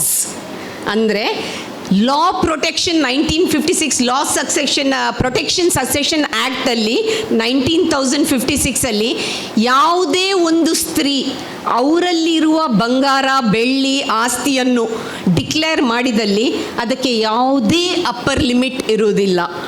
That remains yours. ಮನೆಯವರಾಗಿರ್ಬೋದು, ಯಜಮಾನ್ರಿಗಾಗಿರ್ಬೋದು, ಕುಟುಂಬದವರಿಗಾಗಿರ್ಬೋದು, ಅಥವಾ ಬೇರೆ ಯಾರಿಗೂ ಅದರ ಬಗ್ಗೆ ಓನರ್ಶಿಪ್ ಇರುವುದಿಲ್ಲ. ಸೊ ದಿಸ್ ಕಾನ್ಸೆಪ್ಟ್ ನಾನು ಚಿಕ್ಕದಿರುವಾಗ ನಮ್ಮಜ್ಜ ನಂಗೆ ಹೇಳಿದರು, ನನ್ನ ಪಪ್ಪನಿಗೆ ಹೇಳಿದರು, ಪ್ರತಿ ವರ್ಷ ಇವಳ ಹೆಸರಲ್ಲಿ ಸ್ತ್ರೀ ಧನ್ನನ್ನು ಕೂಡಿಸಿ ಹಾಕು ಅಂತ. ಅಂದರೆ ಒಟ್ಟು ಮಾಡು. ಒಂದು ಹೆಣ್ಣು ಮಗುವನ್ನು ಮನೆಯಿಂದ ಹೊಸ್ತಿಲಿಂದ ದಾಟಿಸಿ ನಾವು ಇನ್ನೊಂದು ಕಡೆ ಕಳಿಸುವಾಗ ಎಲ್ಲೋ ಒಂದು ಕಡೆ ನಮಗೆ ಭಯ ಇರುತ್ತೆ, ಫಿಯರ್ ಇರುತ್ತೆ. ಮಗಳನ್ನು ಕೊಡ್ತಾ ಇದ್ದೇವೆ, ಇಷ್ಟು ವರ್ಷ ಬೆಳೆಸಿದ್ದೇವೆ, ಹೊಸ ಕಡೆ ಹೋಗ್ತಾರೆ. ಇವಾಗಿನ ಹೆಂಗಸರ, ಇವತ್ತಿನ ಲೇಡೀಸ್ನಾಗೆ it was not earlier, it was not such. Earlier women never went out to work. The only asset they carried was what they brought from their maternal homes. ಅಥವಾ ತಾಯಿ ಮನೆ, ತವರು ಮನೆಯಿಂದ ಬಂದ ಆಸ್ತಿಯೇ ಅವರ ಆಸ್ತಿಯಾಗಿತ್ತು. ಅಥವಾ ಮದುವೆಯಲ್ಲಿ ಸಂಬಂಧದವರು ಕೊಟ್ಟದ್ದು, ತಂದದ್ದು, ಮನೆ ಯಜಮಾನರ ಮನೆಯಿಂದ ಕೊಟ್ಟದ್ದಾಗ್ತಿತ್ತು. ಇದನ್ನು today legally a woman can declare saying it is ours. This is something which needs to be educated. ನಾವು ಓಕೆ, ಬಹಳಷ್ಟು ಹೆಂಗಸರಿಗೆ ಈ ವಿಷಯ ಗೊತ್ತಿಲ್ಲ. ಇಂಥದ್ದೊಂದು ಇದೆ, ಇದನ್ನು ನಾವು ಡಿಕ್ಲೇರ್ ಮಾಡ್ಬೋದು. ಆ ಆಸ್ತಿ ಜೀವನ ಪೂರ್ತಿ ನಮ್ಮದಾಗಿರುತ್ತೆ, ಯಾರಿಗೂ ಅದರ ಮೇಲೆ ಹಕ್ಕಿರುವುದಿಲ್ಲ, ಇನ್ಕ್ಲೂಡಿಂಗ್ ಯೋರ್ ಹಸ್ಬೆಂಡ್. ಲೇಡೀಸ್, ಮದರಿಂದ ಅತ್ತೆ ಮಾವ ಮನೆ ಗಂಡ ಯಾವರಿಗೂ ಅದರ ಮೇಲೆ ಹಕ್ಕಿರುವುದಿಲ್ಲ. ಇದನ್ನು ಲೀಗಲಿ ಆಕ್ಸೆಪ್ಟ್ ಮಾಡಿದ್ದಾರೆ. ಇನ್ನೊಂದು ಇದರಲ್ಲಿ ಒಂದು ಖುಷಿ ಸಂಗತಿ ಅಂದರೆ ಟ್ಯಾಕ್ಸೇಷನ್ ರೂಲ್ಸ್ ಪ್ರಕಾರ ಒಂದು ಮನೆಯಲ್ಲಿ ಅಥವಾ ಒಂದು ಲಾಕರಲ್ಲಿ ಒಂದಿಷ್ಟು ಬಂಗಾರ ಇರ್ಬೋದು ಅಂತ ಇದೆ per head. There is some, I think 500 grams if I am not wrong. But ನಾವೆಲ್ಲ ಏನು ಮಾಡ್ತೀವಿ, ಈ ಸ್ತ್ರೀ ಧನ್ನಿಗೆ ಯಾವತ್ಗ ಅದನ್ನು ಕನ್ವರ್ಟ್ ಮಾಡ್ತೀವ, the moment you convert your jewellery, your assets, your gold into stridhan and declare it, there is no upper limit. This is one of the best way you can actually grow your assets. ಇಲ್ಲದ್ರೆ ಅದರಲ್ಲೂ problems ಇರುತ್ತೆ ಹೇಳ್ತಾರೆ. That is the second thing I want to say. Girls of today, ತುಂಬ ಜನ ಇದ್ದೀವಿ ನಾವಿಲ್ಲಿ, ladies ತುಂಬ ಜನ ಇದ್ದೀವಿ. Please understand that could be your life saving asset for future. ಮೂರನೇ ವಿಷಯ, ಇಂಡಿಯಾ, ಭಾರತ ದೇಶದಲ್ಲಿ ಚಿನ್ನ ಎಷ್ಟು ಪ್ರೀತಿಯಾಗಿ ಇರುವ ಒಂದು ಮೆಟಲ್ ಅಥವಾ ಗೋಲ್ಡ್ ಆರ್ನಮೆಂಟ್ ಅಂದರೆ, you will be surprised. I think in December 2024 the Oxford Gold Council ಅಂತ ಭಾಳ ಒಂದು ಇದಿದೆ. They went for a survey and they gave us a statistic saying 11% of the world's resources, gold resources is in India. In the entire world 11% gold resources, reserves ಅಂತ ಏನು ಹೇಳ್ತೀವಿ ನಾವು, gold reserve, ಅದು ನಮ್ಮ ಭಾರತ ದೇಶದಲ್ಲಿದೆ. ಅದರಲ್ಲೂ ಆ 11%ಅಲ್ಲಿ 40% ಇನ್ ಸೌತ್ ಇಂಡಿಯಾ. ಸೌತ್ ಇಂಡಿಯಾದಲ್ಲಿ ಆ 11% ದೇಶದ ಬಂಗಾರದ ಆ ರಿಸರ್ವ್ ಅಲ್ಲಿ again another 40% is in south India. Today Tamil Nadu stands number 1. ದಕ್ಷಿಣ ಭಾರತದಲ್ಲೂ ತಮಿಳ್ನಾಡು ರಾಜ್ಯ ಚಿನ್ನದ ಒಂದು ಹೂಡಿಕೆ ಹೆಂಗಸರಲ್ಲಿ ಇರೋದ್ರಲ್ಲಿ ನಂಬರ್ 1 ಇದೆ. I think it is time we challenge them. We ladies of Karnataka, we challenge them and we stand number 1 with respect to gold reserves, gold assets or Stree Dhan. Probably ಬರೋ ವರ್ಷ ಯಾರು ಇಲ್ಲಿ ಬಂದು ನಿಂತು ಮಾತಾಡುವಾಗ ಆ statistics ಪುನಃ ನೋಡ್ಕೊಂಡು ಬರೋಣ. ಅಷ್ಟರೊಳಗೆ see if you and I could make a difference and bring Karnataka into number 1 in the Dakshina Kannada with respect to gold reserves. ಇದು 3ನೇ ಮಾತು. 4ನೇದು ಭಾಳ ಚೆನ್ನಾಗಿ ಅಕ್ಷಯ ತೃತೀಯ ಬಗ್ಗೆ ಹೇಳಿದರು. ಇನಿಷಿಯಲಿ ಕೇಶವರು ಮಾತಾಡುವಾಗ ಹೇಳಿದರು, ಎಲ್ಲೋ ಒಂದು ಕಡೆ ಅದಕ್ಕೆ ಧಾರ್ಮಿಕ ಎಲ್ಲ ಹಿಸ್ಟ್ರಿ ಇದ್ದರೂ ಮಾರ್ಕೆಟಿಂಗ್ ಸ್ಟ್ರಾಟಜಿ ಇದು ಬಂಗಾರದ ಅಂಗಡಿಯವರು ಎಲ್ಲ ಸೇರ್ಕೊಂಡು ಮಾಡಿದಂಥ ಒಂದು ವಿಷಯ. ಅವರ ಆ ದಿನದ ಸೇಲ್ಸನ್ನು ಇದು ಮಾಡೋಕ್ಕೆ ಪ್ರೊಪಗೇಟ್ ಮಾಡೋಕ್ಕೆ ಮಾಡಿದ ವಿಷಯ ಅಂತ ಎಲ್ಲೋ ಒಂದು ಕಡೆ ಬರುತ್ತೆ. ಅಕ್ಷಯ ತೃತೀಯದಲ್ಲಿ 2-3 ಭಾಳ ಚೆನ್ನಾಗಿರೋ ವಿಷಯವನ್ನು ಸರ್ ಹೇಳಿದರು. 1 ಪರಶುರಾಮನ ಸೃಷ್ಟಿ, ಅಕ್ಷಯ ತೃತೀಯ ಹುಟ್ಟಿದ ದಿನ. 2 ದ್ರೌಪದಿಗೆ ಕೃಷ್ಣ ಅವರು ಅಕ್ಷಯ ಪಾತ್ರೆಯನ್ನು ಪಾಂಡವರಿಗೆ ಇದಕ್ಕೆ ವನವಾಸಕ್ಕೆ ಹೊರಟಾಗ ಕೊಟ್ಟದ್ದು. 3 ಸುಧಾಮ ಕೃಷ್ಣನಿಗೆ ಅವಲ್ ಅಂದರೆ ಅವಲಕ್ಕಿ ಅಂತೀವಿ. ಸುಧಾಮ ಕೃಷ್ಣನಿಗೆ ಅವಲಕ್ಕಿ ಕೊಟ್ಟ ದಿನ. ಕೃಷ್ಣ ಸುಧಾಮನಿಗೆ ಮಲ್ಟಿಫೋಲ್ಡ್ಸ್ ಅನ್ಬೌಂಡ್ಫುಲ್ ಅಂತ ಹೇಳಿ ನಾವು ಏನು ಹೇಳ್ತೀವ ಅಂದರೆ ಹ್ಯಾಪಿನೆಸ್ ಆ್ಯಂಡ್ ಫುಡ್ ಎರಡನ್ನು ಆಶೀರ್ವಾದ ಮಾಡಿದ. Sudama who was a poor friend of Krishna, the day he offered something to Krishna he was blessed. Unfold multifold ಅಂತ ನಾವೇನು ಹೇಳ್ತೇವೆ ಅದೊಂದು ಬರುತ್ತೆ. ಅದಲ್ಲದೆ river Ganges that descended on the day of Akshaya Tadige. ಗೊತ್ತಿಲ್ಲ ಎಷ್ಟು ಜನರಿಗೆ ಇದು ನಾವು ಗೊತ್ತಿದೆ ಅಂತ. ಗಂಗಾ ದೇವರನ್ನು ನಾವು ಏನು ಇವತ್ತು ಪೂಜಿಸ್ತೇವ, what we call to be extremely pure, the river Ganges descended on earth on the day of Akshaya Tritiya. ಇಷ್ಟೇ ಅಲ್ಲ, ಇವತ್ತಿಗೂ ಜಗನ್ನಾಥಪುರಿ ನಾವು ದೇವಸ್ಥಾನ ಕೇಳಿದ್ದೇವೆ, ಪ್ರತಿ ವರ್ಷ ಬಹಳ ಆಡಂಬರದಲ್ಲಿ ಅಲ್ಲಿ ಜಾತ್ರೆ ನಡೆಯುತ್ತೆ. ಆ ಜಾತ್ರೆಯ ಶುರು ಅಂದರೆ ಯಾವಾಗ ಅವರ ರಥವನ್ನು ಹೊರಗೆ ತಂದು ರಥವನ್ನು ಕಟ್ಲಿಕ್ಕೆ ಶುರು ಮಾಡ್ತಾರ, ಪ್ರತಿ ವರ್ಷ ಅದನ್ನು ಅಕ್ಷಯ ತದಿಗೆ ಅಂತ ನಾವು ಹೇಳ್ತೇವೆ. ಅಕ್ಷಯ ತೃತೀಯ ದಿನ ಅದನ್ನ ಸ್ಟಾರ್ಟ್ ಮಾಡ್ತಾರೆ. ಎಲ್ಲೋ ಒಂದು ಕಡೆ ಈ ಒಂದು ದಿನಕ್ಕೆ ಭಾಳಷ್ಟು ವಿಶೇಷತೆ ಇದೆ. ಬಟ್ ಸಿಂಪಲ್ ಆಗಿ ಹೇಳಬೇಕಾದ್ರೆ ಅಕ್ಷಯ ಇರುವುದು ಇಟ್ ಈಸ್ ಎನ್ ಆ್ಯಂಟೋನಿಮ್ ಅಂದರೆ ಆಪೋಸಿಟ್ ಅಂತ ನಾವು ಹೇಳ್ತೀವಿ ಇಂಗ್ಲೀಷಲ್ಲಿ. ಇಟ್ಸ್ ಎನ್ ಆ್ಯಂಟೋನಿಮ್ ಆಫ್ ಕ್ಷಯ. ಕ್ಷಯ ಇಸ್ ನೆಗೆಟಿವ್. ಈಗ ಜೈನಿಸಮಲ್ಲಾಗಿರ್ಬೋದು ಅಥವಾ ಆಯುರ್ವೇದದಲ್ಲಾಗಿರ್ಬೋದು. ಈಗ ಆಯುರ್ವೇದ ಸೈಂಟಿಫಿಕಲಿ ತಗೊಂಡ್ರೆ ವಾತ ಪಿತ್ತ ಕಫ ಅಂತ ನಾವು ಹೇಳ್ತೀವಿ. You might have all known this, ವಾತ ಪಿತ್ತ ಕಫ ಅಂತ. ಅದು ಕ್ಷಯದ ಅಂಡರ್ ಬರುತ್ತೆ. ಅದನ್ನು ನಾವು ಪಾಸಿಟಿವ್ ಎನರ್ಜಿಯಾಗಿ ಕನ್ವರ್ಟ್ ಮಾಡಬೇಕಾದ್ರೆ ಅಲ್ಲಿ ಕ್ಷಯಕ್ಕೆ ಅಕ್ಷಯವಾಗಿ ಆ ವಾತ ಪಿತ್ತ ಕಫವನ್ನು ನಾವು ಎನರ್ಜಿ ಅವ್ರ ಡಿವೈನಿಗೆ ಕನ್ವರ್ಟ್ ಮಾಡ್ತೀವಿ. ಅದೇ ಥರ ಜೈನಿಸಮಲ್ಲಿ ಭಾಳಷ್ಟು ಇದೆ. ಜೈನಿಸಮಲ್ಲೂ ಭಾಳಷ್ಟು ವಿಷಯಗಳು ಬರುತ್ತೆ, ಕ್ಷಯ ಮತ್ತು ಅಕ್ಷಯ, which is negative and positive ಬಗ್ಗೆ. So what people believe, what gods blesses is with is simple. Akshaya Tadige ದಿನ ನೀವು ಏನೇ ಮಾಡಿದ್ರು, whatever good you do multifolds. ಅಂದರೆ ಅದು 2 ಪಟ್ಟಲ್ಲ. ಈಗ ಸಿಂಪಲ್ ಆಗಿ ಹೇಳ್ತೇನೆ, ಒಂದು ಒಳ್ಳೆ ರೀತಿಯಲ್ಲಿ ಒಂದು 10 ಜನರಿಗೆ ನೀವು ಸೇವೆ ಮಾಡಿದರೆ ಅದರ ಪುಣ್ಯ, ಆ ದಿನ ಮಾಡಿದ ಪುಣ್ಯ 10 ಪಟ್ಟು ಜಾಸ್ತಿ ಆಗುತ್ತೆ. 10 ಪಟ್ಟು. ಅದೇ ಥರ ಏನೇ ಆ ದಿನ ಮಾಡಿದ್ರಿ. ಈಗ ಚಿನ್ನ ಖರೀದಿ ಮಾಡೋದು, ನನಗೆ ಯಾರೋ ಇವತ್ತು ಮಾತಾಡುವಾಗ ಹೇಳಿದರು, ಪ್ರತಿಯೊಂದು ಬಂಗಾರದ ಅಂಗಡಿಯವರಲ್ಲೂ ಒಂದು ಪದ್ಧತಿ ಇದೆ ಅಂತ. ಆ ದಿನ ಚಿನ್ನ ಖರೀದಿ ಮಾಡುವಾಗ ಎಷ್ಟು ಬಿಲ್ ಆಯಿತು ಅದರಲ್ಲಿ ಒಂದು ಸಣ್ಣ ಅಮೌಂಟ್ ಪುನಃ ಹಿಂದೆ ಕೊಡ್ತಾರೆ ಅಂತ ನೀವು ನೋಡಿರ್ಬೋದು. ಅಕ್ಷಯ ತದಿಕೆ ದಿನ ಯಾವತ್ತೂ ಮುಳಿಯೋದಲ್ಲೂ ಆ ಪದ್ಧತಿ ಇದೆ, ಗಿಫ್ಟ್ ಕೊಡ್ತಾರೆ. ಆ ಒಂದು ಪದ್ಧತಿಯನ್ನು ಬೆಳೆಸ್ಕೊಂಡು ಬಂದಿದ್ದೀರಾ. ಆ ದಿನ ಬಂದು ಖರೀದಿ ಮಾಡಿದ ಎಲ್ಲ ಗ್ರಾಹಕರಿಗೂ ಏನೋ ಒಂದು ಅವರ ಕೈಯಿಂದ ಕೊಡ್ತಾರೆ. ಎಲ್ಲೋ ಒಂದು ಕಡೆ that is the blessing they seek on the day of Akshaya Tadike. So this is not marketing strategy ಅಂತ ಹೇಳ್ಬೋದು, ಯಾವುದೇ ರೀತಿಯಲ್ಲಿ ಹೇಳಿರ್ಬೋದು. But at the end of the day ನಾನು ಸಣ್ಣ ಒಂದು ಉದಾಹರಣೆ ಕೊಡ್ತೀನಿ. ಎಂಜಿನಿಯರಿಂಗ್ ಕಾಲೇಜಲ್ಲಿ ಕಳೆದ 20 ವರ್ಷದಿಂದ ಫ್ಯಾಕಲ್ಟಿ ಆಗಿದ್ದೀನಿ. 48ನೇ ವರ್ಷ ನಡೀತಾ ಇದೆ, 49ನೇ ವರ್ಷ ಈಗ ನನಗೆ. ಬಹಳಷ್ಟು ಯಂಗ್ಸ್ಟರ್ಸ್ 20-22 ವರ್ಷದವರು BE MTech ಮಾಡಿಕೊಂಡು ನಮ್ಮಲ್ಲಿ ಫ್ಯಾಕಲ್ಟಿಯಾಗಿ ಜಾಯ್ನ್ ಆಗ್ತಾರೆ. ಪ್ರತಿಯೊಬ್ಬರಿಗೂ ಮೊದಲು ನಮ್ಮಲ್ಲಿ ಎಲ್ಲ ನಗಾಡ್ತಿದ್ರು, ಈ ಮೇಡಮ್ ಏನು ಎಲ್ರಿಗೂ ಚಿನ್ನ ತಗೊಳ್ಳಿ ಹೇಳ್ತಾರೆ ಅಂತ. ಪ್ರತಿಯೊಂದು ಮಗು 22 ವರ್ಷದ ಮಗು ನನ್ನ ಹತ್ರ ಬರುವಾಗ ನಾನು ಹೇಳ್ತೀನಿ, ವರ್ಷಕ್ಕೊಮ್ಮೆ ಅಕ್ಷಯ ತದಿಕೆ ದಿನ ಹೋಗು, ಏನು ದುಡ್ಡಿದೆಯಾ ಅಷ್ಟು ಉಳಿಸ್ಕೊ, ಹೋಗು 2 ಪವನ್ 3 ಪವನ್ ಬಂಗಾರ ಮಾಡ್ಕೊ, ಒಂದು 3 ವರ್ಷ 4 ವರ್ಷ ದುಡಿಯುವಾಗ ಮದುವೆಗೆ ರೆಡಿ ಆಗ್ತೀರಾ ಅಂತ. ಇದನ್ನು ಕೆಲವರು ಶುರುವಾಗಿ ಕೆಲವರು ಸುಮ್ಮನೆ ಹಾಸ್ಯ ಮಾಡ್ತಿದ್ರು, ಏನು ಹೇಳ್ತಾರೆ ಮೇಡಮ್ ಅಂತ, specially the other gender. But ಒಂದು ಇನ್ಸಿಡೆಂಟ್ ನಾನು ಯಾವತ್ತೂ ಮರೆಯೋದಿಲ್ಲ, ಹೆಸರು ಹೇಳಿ ನಾನು ಹೇಳ್ತೀನಿ. ನಮ್ಮಲ್ಲಿ ಒಬ್ಬರು ಮ್ಯಾಥ್ಸ್ ಫ್ಯಾಕಲ್ಟಿ ಪ್ರಶಾಂತಿ ಅಂತ ಇದ್ದರು. ಅವರಿಗೆ ನಾನು ಬಹಳ ಇದಾಗಿ ನಾನು ಮುಳಿಯೋಕ್ಕೆ ನಾನೇ ಕರ್ಕೊಂಡು ಬಂದಿದ್ದೀನಿ ಅವರನ್ನು. ಅವ್ರ ಹತ್ರ ಸ್ವಲ್ಪ ಹಣ ಇತ್ತು, ಬಟ್ ಆವಾಗ ಗೋಲ್ಡ್ ತುಂಬ ಫಾಲ್ ಆಗಿತ್ತು. ಆ ಒಂದು ದಿನ 10 ಪವನ್ 10 ಕಾಯಿನ್, ಆವಾಗ ಕಾಯಿನ್ ತಗೊಂಡದ್ದು 10 ಪವನ್ ಆ ದಿನ ಖರೀದಿ ಮಾಡಿ ಹೋಗಿದ್ದೀವಿ. ಎಲ್ಲ ಆಯಿತು. ಒಂದು 2 ವರ್ಷ ಬಿಟ್ಟು ಅವ್ರ ಮದುವೆಗೆ ಎಲ್ಲ ಪ್ರಪೋಸಲ್ಸ್ ಎಲ್ಲ ಬಂತು.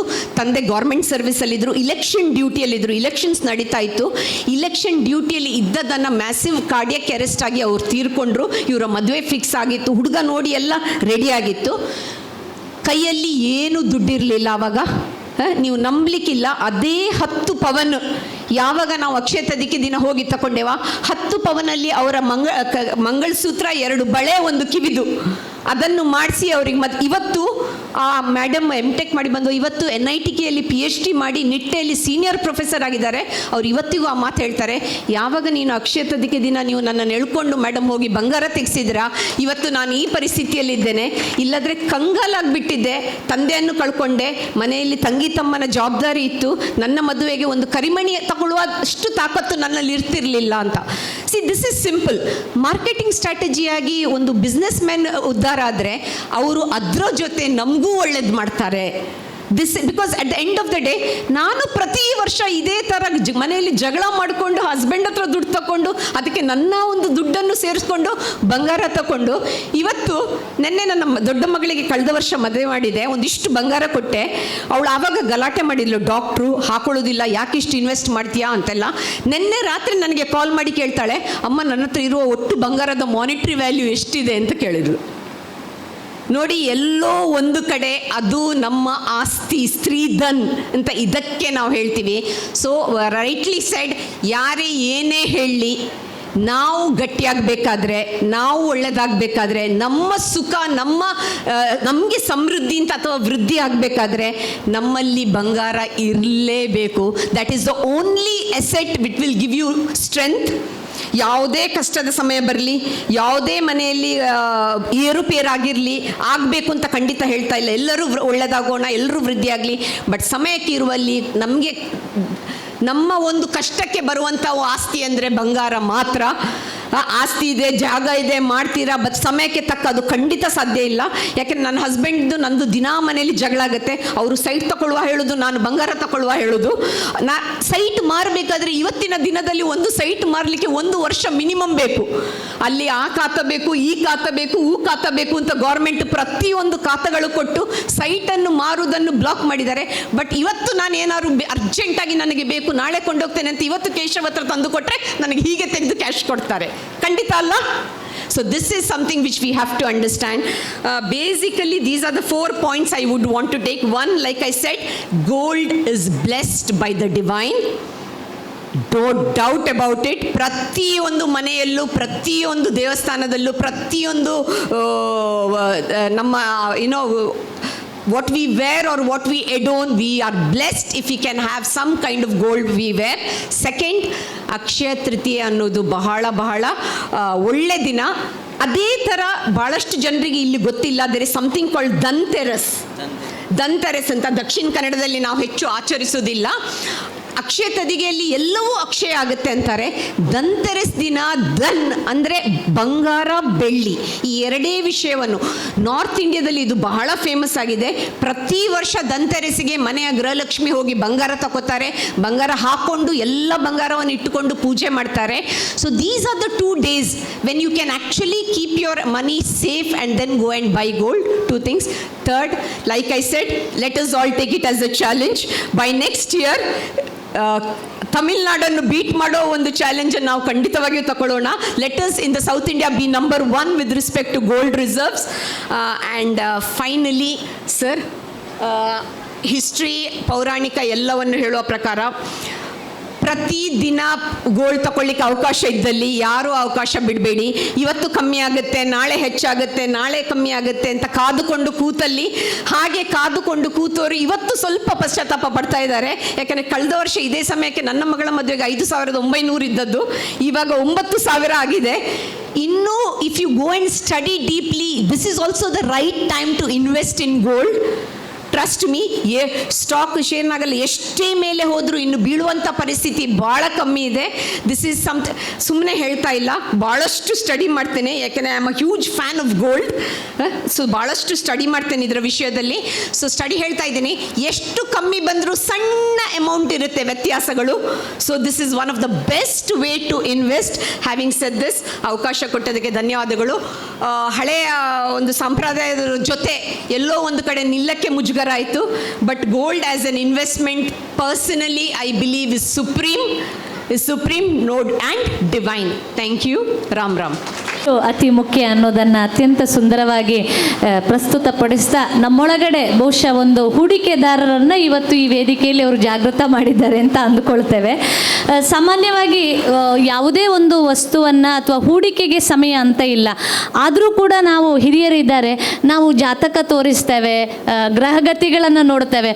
ಒಳ್ಳೆಯದಾಗಬೇಕಾದಾಗ ಒಳ್ಳೆ ಕೆಲಸ ಮಾಡಬೇಕಾಗ ಒಳ್ಳೆ ದಿನ ಮಾಡ್ತೇವೆ ಅಂತ. ಬಹುಶಃ ಆ ದೃಷ್ಟಿಯಿಂದ ಅಕ್ಷಯ ತೃತೀಯದ ದಿವಸ ಒಂದಿಷ್ಟು ಖರೀದಿಯನ್ನು ಮಾಡೋದ್ರಿಂದ ಬಹುಶಃ ನಮಗೆ ಒಳ್ಳೆಯದಾಗಬಹುದು ಅನ್ನುವ ದೃಷ್ಟಿಯಿಂದ ತುಂಬ ಚೆನ್ನಾಗಿ ಪ್ರಸ್ತುತಪಡಿಸಿದ್ದಾರೆ. ಸಾಮಾನ್ಯವಾಗಿ ಈ ನಮ್ಮ ಧಾರ್ಮಿಕ ಆಚರಣೆಗೆ ಹಿನ್ನೆಲೆಗೆ ಅಥವಾ ಈ ಅಕ್ಷಯ ತೃತೀಯಕ್ಕೆ ವಿಶೇಷವಾಗಿ ಧಾರ್ಮಿಕವಾದ ಹಿನ್ನೆಲೆ ಇದೆ ಅನ್ನೋದನ್ನು ನಾವು ಮಾತಾಡಿದೆವು. ಈಗ ಈ ವಿಶೇಷವಾಗಿ ಅಕ್ಷಯ ತೃತೀಯದ ದಿವಸ ಎಲ್ಲವೂ ಅಕ್ಷಯ ಆಗ್ತದೆ ಅನ್ನುವಂಥ ಭಾವನೆ. ಆದರೆ ಬಹಳಷ್ಟು ಕಾರ್ಯಕ್ರಮಗಳನ್ನು ನಾವು ನೋಡಿದಾಗ ಅಲ್ಲಿ ಒಂದು ದಾನಕ್ಕೆ ವಿಶೇಷವಾದಂಥ ಮಹತ್ವ ಇದೆ. ಅಕ್ಷಯ ತೃತೀಯದ ದಿವಸ ದಾನವನ್ನು ಮಾಡುವಂಥದ್ದು, ದಾನವನ್ನು ಕೊಡುವಂಥದ್ದು. ಇದರ ಹಿನ್ನೆಲೆಯನ್ನು ಒಂದಿಷ್ಟು ವಿಸ್ತಾರ ಮಾಡ್ಬೋದಾ? ಪಂಜಾಭಾಸ್ಕರ ಭಟ್ ಅಥವಾ ರವೀಶ್ ತಂತ್ರಿ ಅವರು ಹಿರಿಯರು, ತಾವು ಇದು ಯಾಕೆ ಅಕ್ಷಯ ತೃತೀಯದ ದಿವಸ ಖರೀದಿಯ ಜೊತೆಗೆ ದಾನಕ್ಕೂ ಕೂಡ ವಿಶೇಷವಾದಂಥ ಮಹತ್ವ ಇದೆ ಅನ್ನೋದು? ಯಾಕೆ ಕೇಳಿದರೆ, ದಾನ ಅನ್ನುವಂತಹ ಒಂದು ವಿಷಯ ಬಂದಾಗ ನಮಗೆ ಮೊದಲು ನೆನಪಾಗುವ ಬಲಿಚಕ್ರವರ್ತಿ. ಬಲಿಚಕ್ರವರ್ತಿ ದಾನ ಮಾಡುವ ಹಿನ್ನೆಲೆಯಲ್ಲಿ ಆತನ ಗುರುಗಳಾದಂತಹ ಶುಕ್ರಾಚಾರ್ಯರೇ ನಿಷೇಧಿಸಿದರು. ಶ್ರೀಮನ್ನಾರಾಯಣ ಪ್ರಚ್ಛನ್ನ ರೂಪದಿಂದ ಇಲ್ಲಿ ಬಂದಿದ್ದಾನೆ ಅಂತ ಅವನನ್ನು ಎಚ್ಚರಿಸಿದರು. ದೇವರೇ ಬಂದು ದಾನ ಕೇಳುವಾಗ ನಾನು ಕೊಡದೇ ಇದ್ದರೆ ಲೋಭಿ ಆಗ್ತೇನೆ ಅಂತ ಅವ ದಾನ ನೀಡಿದಂತಹ ಒಂದು ವಿಶೇಷವಾದಂತಹ ದಿವಸ ಅಕ್ಷಯ ತೃತೀಯ. ಇನ್ನು ಅಕ್ಷಯ ತೃತೀಯ ದಿವಸದಂದು ಸಾಧ್ಯವಾದರೆ ಸುವರ್ಣದಾನವನ್ನು, ಜೊತೆಗೆ ವೈಶಾಖ ಮಾಸ ಆದ್ದರಿಂದ ಸುವರ್ಣ ಪಾತ್ರೆಯಲ್ಲಿ ಜಲದಾನವನ್ನು ಮಾಡಿದಾಗ ಮೋಕ್ಷ ಅಭಿಮುಖತೆ ನಮಗೆ ಸಿದ್ಧಿಸ್ತದೆ ಜೀವನದಲ್ಲಿ ಅಂತ ಒಂದು ಮಾತಿದೆ. ಇನ್ನು ಆ ದಿವಸ ಮಾಡತಕ್ಕಂತಹ ದಾನ ಏನಿದೆ ಅದಕ್ಕೆ ಅನಂತವಾದಂತಹ ಫಲ ಲಭ್ಯವಿದೆ. ಆ ದಿವಸ ಮಾಡುವಂತಹ ದಾನಕ್ಕೆ ಬರಬಹುದಾದಂತಹ ಪುಣ್ಯ ಏನಿದೆ ಅದು ಅನಂತವಾಗಿರ್ತದೆ ಅನ್ನೋದು ಒಂದು ಶಾಸ್ತ್ರದ ಮಾತು. ಅದರ ಜೊತೆಗೆ ಈ ಅಕ್ಷಯ ತೃತೀಯದ ದಿವಸ ಯಾವುದೇ ಒಂದು ಕಾರ್ಯಕ್ರಮವನ್ನು ಆರಂಭ ಮಾಡುವುದಾದರೂ ಕೂಡ ಆ ದಿನಕ್ಕೆ ದಿನ ನೋಡಬೇಕು ಅಂತ ಇಲ್ಲ ಅಂತ ಹಿರಿಯರು ಹೇಳ್ತಾರೆ. ಮನೆ ಕಟ್ಟುವಂಥ ಕೆಲಸ ಇರ್ಬೋದು, ಮದುವೆ ಕಾರ್ಯಕ್ರಮಗಳಿರ್ಬೋದು, ಅಥವಾ ಯಾವುದೇ ಶುಭ ಕಾರ್ಯಕ್ರಮವನ್ನು ಆರಂಭ ಮಾಡುವುದಾದರೂ ಕೂಡ ಅಕ್ಷಯ ತೃತೀಯ ಅತ್ಯಂತ ಪ್ರಶಸ್ತ ಅನ್ನುವುದು. ಬಹುಶಃ ಅದಕ್ಕೂ ಕೂಡ ಹಿನ್ನೆಲೆ ಏನಾದರೂ? ಸಾಮಾನ್ಯವಾಗಿ ಅದಕ್ಕೆ ನಾವು ಏನು ಬಹಳ ದೂರ ಹೋಗಬೇಕಾಗಿಲ್ಲ. ನಾವೆಲ್ಲ ನಮ್ಮ ದೈವಗಳ ಭೂತಗಳ ಭಾಷೆಯಲ್ಲಿ ಮುಕ್ಕಾಲು ಮೂಜಿಗಳಿಗೆ ಅಂತ ಒಂದು ಶಬ್ದ ಹೇಳ್ತೇವೆ. ಆ ಶಬ್ದವನ್ನು ಭೂತಗಳು ಬಳಸ್ತಾವೆ. ಭೂತಕ್ಕೆ ಸಂಬಂಧಪಟ್ಟಂತಹ ಆರಾಧನಾ ಪದ್ಧತಿಯಲ್ಲೂ ಅದು ಇದೆ ಆ ಮಾತು. ಅದು ಮುಕ್ಕಾಲು ಮೂಜಿಗಳಿಗೆ ಅಂದರೆ 3 ವಿಶೇಷವಾದಂತಹ ಮುಹೂರ್ತಗಳು.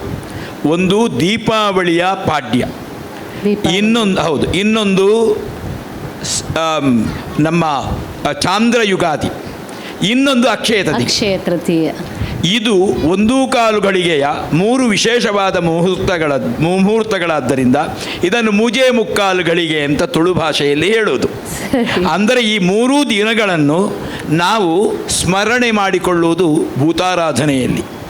ಅಷ್ಟು ದಿವಸಗಳ ಸುಕೃತ ಏನಿದೆ ಅದು ಈ ಆರಾಧನಾ ಪದ್ಧತಿಯಲ್ಲಿ ಸೇರಿ ಬರಲಿ ಅನ್ನುವ ಒಂದು ಆಶಯ ಅದರ ಹಿನ್ನೆಲೆಯಲ್ಲಿದೆ. ಅಷ್ಟೇ ಅಲ್ಲದೆ ಅಕ್ಷಯ ತದಿಗೆ ಎಂದು ನಾವು ಈ 3 ದಿವಸಗಳಲ್ಲಿ ಒಂದು ದೀಪಾವಳಿಯ ಪಾಡ್ಯ, ಇನ್ನೊಂದು ಚಾಂದ್ರ ಯುಗಾದಿ, ವತ್ಸರಾದಿ ಅಥವಾ ವಸಂತಾದಿ ಅಂತ ಅದಕ್ಕೆ ಹೆಸರು, ಹೌದು. ಇನ್ನೊಂದು ಅಕ್ಷಯ ತದಿಗೆ. ಈ 3 ದಿವಸಗಳ ಈ ಒಂದು ವಿಶೇಷವಾದಂತಹ ಸರಣಿಗೆ ಯಾವುದೇ ಕಾರ್ಯಕ್ಕೆ ಯಾವುದೇ ಮುಹೂರ್ತವನ್ನು ನೋಡುವ ಪದ್ಧತಿ ಹಿಂದಿನಿಂದ ಇಲ್ಲ. ಸರಿ. ಅದು ಆ 3 ದಿವಸವೂ ಅತ್ಯಂತ ವಿಶೇಷವಾದಂತಹ ಅಮೃತಗಳಿಗೆ ಸನ್ನಿಹಿತವಾಗಿರ್ತದೆ. ಸಿದ್ಧಾಮೃತಾದಿ ಯೋಗಗಳು ಅಲ್ಲಿ ಭಗವಂತನ ಅನುಗ್ರಹದಿಂದ ಸನ್ನಿಹಿತವಾದದ್ದರಿಂದ ಅದಕ್ಕೆ ನಾವು ಯಾವುದೇ ಮುಹೂರ್ತಗಳನ್ನು ನೋಡುವುದಕ್ಕಿಲ್ಲ. ಬಹುಶಃ ಈ ದೃಷ್ಟಿಯಲ್ಲಿ ಒಂದಿಷ್ಟು ನಾವು ಹೇಳಬಹುದಾದರೆ, ಸಾಮಾನ್ಯವಾಗಿ ಸಣ್ಣ ಮಗುವಿಗೆ ಕಿವಿ ಚುಚ್ಚಿಸುವ ದಿವಸ ಯುಗಾದಿ ಆದರೆ ಮತ್ತು ಅಕ್ಷಯ ತೃತೀಯದ ದಿವಸ ದಿನ ನೋಡಬೇಕು ಅಂತ ಇಲ್ಲ, ನೇರವಾಗಿ ಹೋಗಿ ಕಿವಿ ಚುಚ್ಚಿಸಿ ಬರಬಹುದು. ಇದೊಂದು ಸಣ್ಣ ಉದಾಹರಣೆಯನ್ನು ನೀಡ್ತಾ ಇದ್ದೇನೆ. ಆಮೇಲೆ ಇನ್ನೊಂದು ಹೇಳಿಬಿಡ್ತೇನೆ, ಇದೇ ಈ 2 ದಿವಸಗಳು ಯಾವುದು, ಒಂದು ಅಕ್ಷಯ ತದಿಗೆ ಮತ್ತು ದೀಪಾವಳಿಯ ಪಾಡ್ಯ. ನಾವು ಇಲ್ಲಿ ಚಾಂದ್ರ ಯುಗಾದಿಯನ್ನು ಬಳಸಿದರೆ ಔತ್ತರೇಯರು, ಉತ್ತರ ಭಾರತೀಯರು ವಿಜಯದಶಮಿ ಅಂತ ಹೇಳ್ತಾರೆ.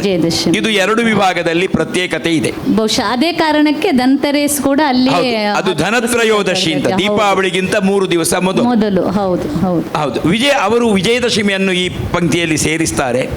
ಅಲ್ಲಿಯ ಗ್ರಂಥಗಳಲ್ಲಿ ವಿಜಯದಶಮಿಯ ಉಲ್ಲೇಖ ಇದೆ. ಆದರೆ ಈ 2 ಅಕ್ಷಯ ತದಿಗೆ ಅನ್ನೋದು ಔತ್ತರೇಯರಲ್ಲೂ ದಾಕ್ಷಿಣಾತ್ಯರಲ್ಲೂ ಪ್ರಬಲವಾದಂತಹ ನಂಬಿಕೆ ಇರುವ ದಿವಸ. ಹೌದು. ವಿಶೇಷವಾಗಿ ಇನ್ನೂ ಒಂದು ಉಲ್ಲೇಖ ಮಾಡಿದರು ಹಿರಿಯರು. ನಮ್ಮ ಪುರಾಣಗಳನ್ನು ನಾವು ಒಂದಿಷ್ಟು ನೋಡುವಾಗ ಪೌರಾಣಿಕವಾದಂಥ ಹಿನ್ನೆಲೆಯನ್ನು ನಾವು ನೋಡಿದೆವು. ಇನ್ನೂ ಒಂದಿಷ್ಟು ಹಿಂದಕ್ಕೆ ಹೋದರೆ ಅಕ್ಷಯ ತೃತೀಯದ ದಿವಸ ಪಿತೃತರ್ಪಣಕ್ಕೆ ಕೂಡ ಒಂದು ಅವಕಾಶ ಇದೆ, ಅಥವಾ ಆ ದಿವಸ ಒಂದು ಪಿತೃತರ್ಪಣ ಕೊಡಬೇಕಾದಂತಹ ಒಂದು ಹಿನ್ನೆಲೆ ಕೂಡ ಇದೆ ಅಂತ ಬಹುಶಃ ಬಹಳಷ್ಟು ಮಂದಿ ಆಸಕ್ತಿಯಿಂದ ಇಲ್ಲಿ ಕುಳಿತಿರೋ ಕಾರಣ ಅಕ್ಷಯ ತೃತೀಯದ ದಿವಸ ಇದರ ಹಿನ್ನೆಲೆಯ ಬಗ್ಗೆ ಏನಾದರೂ ಒಂದಿಷ್ಟು ವಿಸ್ತಾರ ಮಾಡಬಹುದಾ? ಅಕ್ಷಯ ತೃತೀಯ ಅಕ್ಷಯ ಆಗುವುದರ ಜೊತೆಗೆ ಎಲ್ಲೋ ಹಿರಿಯರು ಹೇಳಿದ ಮಾತು ಇದು, ಆ ದಿವಸ ಪಿತೃಗಳಿಗೆ ತರ್ಪಣವನ್ನು ಕೊಡೋದ್ರಿಂದ ಬಹುಶಃ ಇಡೀ ವರ್ಷದಲ್ಲಿ ಕೊಡದೇ ಇದ್ದಂಥದ್ದು ಅಥವಾ ಎಷ್ಟೋ ಸಂದರ್ಭದಲ್ಲಿ ಕೊಡದೇ ಇದ್ದದ್ದು ಕೂಡ ತರ್ಪಣವನ್ನು ಕೊಟ್ಟಂತಹ ಒಂದು, ಯಾವುದೇ ಅದಕ್ಕೆ ಜಾತಕ ನೋಡೋದು ಬೇಡ, ಶಾಸ್ತ್ರ ನೋಡೋದು ಬೇಡ, ಯಾವುದೂ ಬೇಡ, ತರ್ಪಣವನ್ನು ಕೊಟ್ಟರೆ ಅಲ್ಲಿ ಒಂದು ಏನು ಮೋಕ್ಷ ನಮಗೆ ಕೊಡಬಹುದಾದಂಥ ಸಾಧ್ಯತೆ ಇದೆ ಅನ್ನುವುದನ್ನು ಶಾಸ್ತ್ರಗಳು ಉಲ್ಲೇಖ ಮಾಡ್ತದೆ ಅಂತ ಬಲ್ಲವರು ಹೇಳಿದ್ದನ್ನು ಕೇಳಿದ್ದೇವೆ. ಇದ್ರ ಬಗ್ಗೆ ತಾವೇನು ಪ್ರಸ್ತಾಪ ಪಡೋದಕ್ಕೆ ಇಷ್ಟಪಡ್ತೀರಾ? ಹಿರಿಯರು ತಾವಿಬ್ಬರು ಶಾಸ್ತ್ರಜ್ಞರು, ತಂತ್ರಜ್ಞರು, ಒಂದಿಷ್ಟು ಮಾಹಿತಿ ಸಿಕ್ಕಿದ್ರೆ ನಮಗೂ ಕೂಡ ಒಂದಿಷ್ಟು ವಿಷಯಗಳು ಸಿಗಬಹುದು ಅನ್ನುವ ದೃಷ್ಟಿಯಿಂದ ಈ ಪ್ರಶ್ನೆಯನ್ನು ಎತ್ತುತ್ತಾ ಇದ್ದೇನೆ. ಇದು ಬಹಳ ಅಪರೂಪದ ಪ್ರಶ್ನೆ. ಇದು ಯಾಕೆ ಕೇಳಿದರೆ, ಪ್ರಶ್ನೆ ಕೇಳುವಾಗಲೂ ಚಿಕಿತ್ಸಕ ದೃಷ್ಟಿ ಇಲ್ಲದೆ ಪ್ರಶ್ನೆ ಕೇಳುವುದಕ್ಕಾಗೋದಿಲ್ಲ. ಪೈತೃಕ ಕರ್ಮಗಳಲ್ಲಿ, ಪೈತೃಕ ಕರ್ಮ ಅಂತ ಹೇಳಿದರೆ ಪಿತೃ ಸಂಬಂಧವಾದಂತಹ ಉತ್ತರ ಕ್ರಿಯಾದಿಗಳಲ್ಲಿ ಒಂದು ಶ್ಲೋಕ ಎಲ್ಲ ವಿಧಿ ಅಲ್ಲಿ ಒಂದು 10-50 ಬಾರಿ ಬರ್ತದೆ. ಅದು ಅನಾದಿ ನಿಧನೋ ದೇವ ಶಂಖಚಕ್ರ ಗದಾಧರ ಅಕ್ಷಯ್ಯ ಪುಂಡರೀಕಾಕ್ಷ ಪ್ರೇತ ಮೋಕ್ಷ ಪ್ರದೋಭವ ಅಥವಾ ಪಿತೃಮೋಕ್ಷ ಪ್ರದೋಭವ, ಅದು 2 ಸಮಾನಾಂತರವಾಗಿ ಉಪಯೋಗಿಸ್ತಾರೆ. ಆ ದಿವಸ ನಾವು ಹಿರಿಯರಿಗೆ ಯಾವುದೇ ಧರ್ಮಕರ್ಮಗಳನ್ನು ಹಿರಿಯರ ಉದ್ದೇಶ ಮಾಡಿದರೂ ಅದು ಅಕ್ಷಯವಾಗಿ ಪರಿಣಮಿಸ್ತದೆ ಅನ್ನೋದು ಖಂಡಿತ, ಅದರಲ್ಲೇನು ಸಂದೇಹ ಇಲ್ಲ. ಧರ್ಮಶಾಸ್ತ್ರದಲ್ಲಿ, ವಿಷ್ಣು ಧರ್ಮೋತ್ತರ ಪುರಾಣದಲ್ಲಿ ಈ ಒಂದು ವಿಷಯ ಸನ್ನಿಹಿತವಾಗಿದೆ. ಹಾಗಾಗಿ ಆ ದಿವಸ ಕೇವಲ ಮಾನುಷೀಯ ಕರ್ಮ, ದೈವಿಕ ಕರ್ಮ, ಪಿತೃಕರ್ಮ, ಈ 3 ಕರ್ಮಗಳು ಕೂಡ ಅತ್ಯಂತ ಪ್ರಶಸ್ತವಾದದ್ದು ಅನ್ನೋದು ಹಿರಿಯರ ಅಭಿಮತ. ಸರಿ. ಇನ್ನೂ ಒಂದು ವಿಶೇಷವಾಗಿ ಈ ಅಕ್ಷಯ ತೃತೀಯದ ದಿವಸ ಚಿನ್ನದ ಖರೀದಿ, ಚಿನ್ನದ ಧಾರಣೆ, ದಾನ, ಇದ್ರ ಬಗ್ಗೆ ನಾವು ಮಾತಾಡಿದೆವು. ತಂತ್ರಗಳಲ್ಲಿ ಏನಾದರೂ ವಿಶೇಷವಾಗಿ ಅಕ್ಷಯ ತೃತೀಯದ ಪೂಜೆ ಅಥವಾ ಅಕ್ಷಯ ತೃತೀಯದ ದಿವಸ ಮಾಡಬಹುದಾದ ವಿಶೇಷವಾದಂಥ ಪೂಜಾ ಕಾರ್ಯಕ್ರಮ ಅಥವಾ ದೈವಿಕ ಕಾರ್ಯಕ್ರಮಗಳು ಏನಾದರೂ ಇದೆಯಾ? ಅದರ ಹಿನ್ನೆಲೆಯನ್ನು ಒಂದಿಷ್ಟು ರವೀಶ್ ತಂತ್ರಿಯವರು ನಮ್ಮ ಶ್ರೋತೃಗಳಿಗೆ ನೀಡಬೇಕು ಅಂತ ಕೇಳ್ಕೊಳ್ತಾ ಇದ್ದೇವೆ. ಕ್ಷೇತ್ರದಲ್ಲಿ ಆ ಸಂಪ್ರದಾಯ ಇದೆ. ಇವತ್ತು ನಮ್ಮ ದಕ್ಷಿಣ ಕನ್ನಡ ಜಿಲ್ಲೆ ಅಥವಾ ಈ ಭಾಗದಲ್ಲಿ ಅದಷ್ಟು ಆಚರಣೆಯಲ್ಲಿ ಇಲ್ಲದಿದ್ದರೂ ಕೂಡ ಈ ಕೇರಳದ ಮಹಾಕ್ಷೇತ್ರಗಳಲ್ಲಿ ಕೆಲವು ಪ್ರತ್ಯೇಕವಾಗಿರುವಂಥ ದಿವಸಗಳಿವೆ. ಒಂದು ಚಿಂಗ ಅಂತ, ಅಂದರೆ ಚಿಂಗಂ 1 ಸಿಂಹ ಮಾಸದ 1ನೇ ದಿನ. ಸಿಂಹ ಮಾಸದ 1ನೇ ದಿನ ಅಂತ ಹೇಳುವಂಥದ್ದು ಅತ್ಯಂತ ಮತ್ತು ಪ್ರಾಶಸ್ತ್ಯ ಇರುವಂಥದ್ದು. ಒಂದು ರೀತಿಯಲ್ಲಿ ನಮ್ಮ ಒಂದು ವರ್ಷದ ಆರಂಭ ಅಂತ ಹೇಳುವಂಥ ಸಂಕಲ್ಪದಲ್ಲಿ ಅಲ್ಲಿ ದೇವರಿಗೆ ನಿರಂತರವಾಗಿರುವಂಥ ಪೂಜೆಯು ಕೂಡ ನಡೆಯುತ್ತದೆ. ಮತ್ತು ಮತ್ತೊಂದು ಬರುವಂಥದ್ದು ಓಣಂ ಎಂಬುದು ಕೇರಳದಲ್ಲಿ ಅತ್ಯಂತ ವಿಶೇಷವಾಗಿರುವಂಥ ಹಬ್ಬ. ಆ ಓಣಂ ಹಬ್ಬದ ವಿಚಾರವೂ ಕೂಡ ಏನು ಮತ್ತು ವಾಮನಾವತಾರದ ಇದು ಬಲಿಚಕ್ರವರ್ತಿಯ ಕಥೆಗೆ ಆಧಾರವಾಗಿರುವಂಥದ್ದು. ಇನ್ನು ಬರುವಂಥದ್ದು ಅಕ್ಷಯ ತೃತೀಯಕ್ಕೆ ಈಗ ನಾವು ಗುರುವಾರದಲ್ಲಿ ಗಮನಿಸಿದರೂ ಕೂಡ ಮೊದಲನೇ ದಿವಸವೇ ಹೋಗಿ ಅವರ ಕೈಯಲ್ಲಿರುವಂಥ ಚಿನ್ನವನ್ನು ಕೊಟ್ಟು ಅಲ್ಲಿ ಮತ್ತು ಬುಕ್ಕಿಂಗ್ ಮಾಡ್ತಾರೆ. ಮರುದಿವಸ ಬ್ರಾಹ್ಮಿ ಮುಹೂರ್ತ ಅಂದರೆ ದೇವರ ನಿರ್ಮಾಲ್ಯ ಪೂಜೆ ಅಂತ ಹೇಳುವಂಥದ್ದು ಭಾಳ ವಿಶೇಷ. ಮೊದಲನೇ ದಿವಸ ನಾವು ಕೊಂಡೋಗಿ ಆ ಚಿನ್ನವನ್ನು ಕೊಟ್ಟರೆ ಅಲ್ಲಿ ರಾತ್ರಿ ಪೂಜೆಗೆ ಮಾಡಿರುವಂಥ ಅಲಂಕಾರವನ್ನು ಬೆಳಿಗ್ಗೆ ಬಾಗಿಲು ತೆಗೆದು ಆ ಸುರುವಿನ ಜಾಮ ಪೂಜೆ ಆದ ನಂತರ ಅಲಂಕಾರವನ್ನು ತೆಗೆಯುವುದು. ಹಾಗೆ ಕೇರಳದಲ್ಲಿ 3 ಗಂಟೆಗೆ ದೇವರ ದರ್ಶನ ಮಾಡಲಿಕ್ಕೋಸ್ಕರವಾಗಿ ಕ್ಯೂ ನಿಲ್ಲುವುದು. ಯಾಕೆಂತ ಹೇಳಿದರೆ ನಿರ್ಮಾಲ್ಯ ದರ್ಶನ ಅಂತ. ಆ ನಿರ್ಮಾಲ್ಯ ಪೂಜೆಗೆ ಅದನ್ನು ಇಟ್ಟು ವಾಪಸ್ಸು ಕೊಡುವಂಥ ವ್ಯವಸ್ಥೆ ಈಗ ಅಲ್ಲಿಯೂ ಇದೆ. ಇಲ್ಲೆಲ್ಲ ಅದು ಪ್ರಾರಂಭ ಆಗಲ್ಲ. ಇಲ್ಲಿ ಈಗ ಕೆಲವು ಈಗ ದನ ಪೂಜೆ ಎಲ್ಲ ಈಗ ನಮ್ಮಲ್ಲಿ ಈಗ ಸ್ವಲ್ಪ ಸಮಯದ ಪ್ರಾರಂಭ, ಇನ್ನು ಸ್ವಲ್ಪ ವರ್ಷ ಆಗುವಾಗ ಅದೆಲ್ಲವೂ ಕೂಡ ಬರ್ತದೆ ಆಚರಣೆಗೆ. ಭಾಳಷ್ಟು ವಿಷಯಗಳನ್ನು ಈ ವೇದಿಕೆಯ ಮೂಲಕ ಸಂವಾದದಲ್ಲಿ ನಾವು ತಿಳ್ಕೊಂಡಿದ್ದೇವೆ. ಭಾಗವಹಿಸಿರುವಂತಹ ಯಾರಾದರೂ ತಮ್ಮಲ್ಲಿ ಏನಾದರೂ ಪ್ರಶ್ನೆಗಳನ್ನು ಕೇಳೋದಿದ್ದರೆ ತಾವು ಕೇಳಬಹುದು. ವೇದಿಕೆಯಲ್ಲಿ 3 ಜನ, ಜೊತೆಗೆ ಈ ಸಂಸ್ಥೆಯ ಚೇರ್ಮನ್ ಆಗಿರುವಂಥ ಶ್ರೀಯುತ ಕೇಶವ ಪ್ರಸಾದರು ಕೂಡ ಇದ್ದಾರೆ. ಒಟ್ಟು ಅಕ್ಷಯ ತೃತೀಯ ಅದರ ಹಿನ್ನೆಲೆ, ಯಾಕೆಂದರೆ ಅಲ್ಲಿ ಒಂದು ದೈವಿಕವಾದಂಥ ಭಾವನೆಯ ಜೊತೆಗೆ ಒಂದು ಕಡೆಯಲ್ಲಿ ಉಲ್ಲೇಖ ಮಾಡ್ತಾರೆ. ನಾವು ಅಂದುಕೊಳ್ತೇವೆ ಇದು ನಾನು ಮಾಡಿದೆ, ಅದು ನಾನು ಮಾಡಿದೆ, ಭಗವಂತನಿಗೆ ಅದು ಕೊಟ್ಟೆ, ಇದು ಕೊಟ್ಟೆ ಅಂತ. ಈ ಭಾಗದ ಹಿರಿಯರಾದಂಥ ಅಮೃತ ಸೋಮೇಶ್ವರರು ಒಂದು ಕವನವನ್ನು ಬರೀತಾರೆ. ದೇವರಿಗೆ ನಾನು ಹೂವನ್ನು ಸಮರ್ಪಣೆ ಮಾಡಿದೆ, ಫಲ ಸಮರ್ಪಣೆ ಮಾಡಿದೆ ಅಂತ ಅವ್ರು ಪ್ರಶ್ನೆ ಮಾಡ್ತಾರೆ. ಹೂವಿಗೆ, ಹಣ್ಣಿಗೆ ಪರಿಮಳವನ್ನು ಇತ್ತವನು ಯಾರು? ಭಗವಂತನಿಗೆ ನಾನು ಚಿನ್ನ ಕೊಟ್ಟೆ, ವಜ್ರ ಕೊಟ್ಟೆ, ಬೆಳ್ಳಿ ಕೊಟ್ಟೆ, ನಾನು ಮಾಡಿದೆ ಅನ್ನುವಂಥ ಭಾವನೆ. ಅವರು ಮತ್ತೆ ಕೇಳ್ತಾರೆ, ಲೋಕದ ಐಶ್ವರ್ಯಕ್ಕೆ ಒಡತಿ ನೀನು ಭಗವತಿ, ನಿನಗೂ ಬೇಕಾ ಚಿನ್ನ ಬೇಕಾ?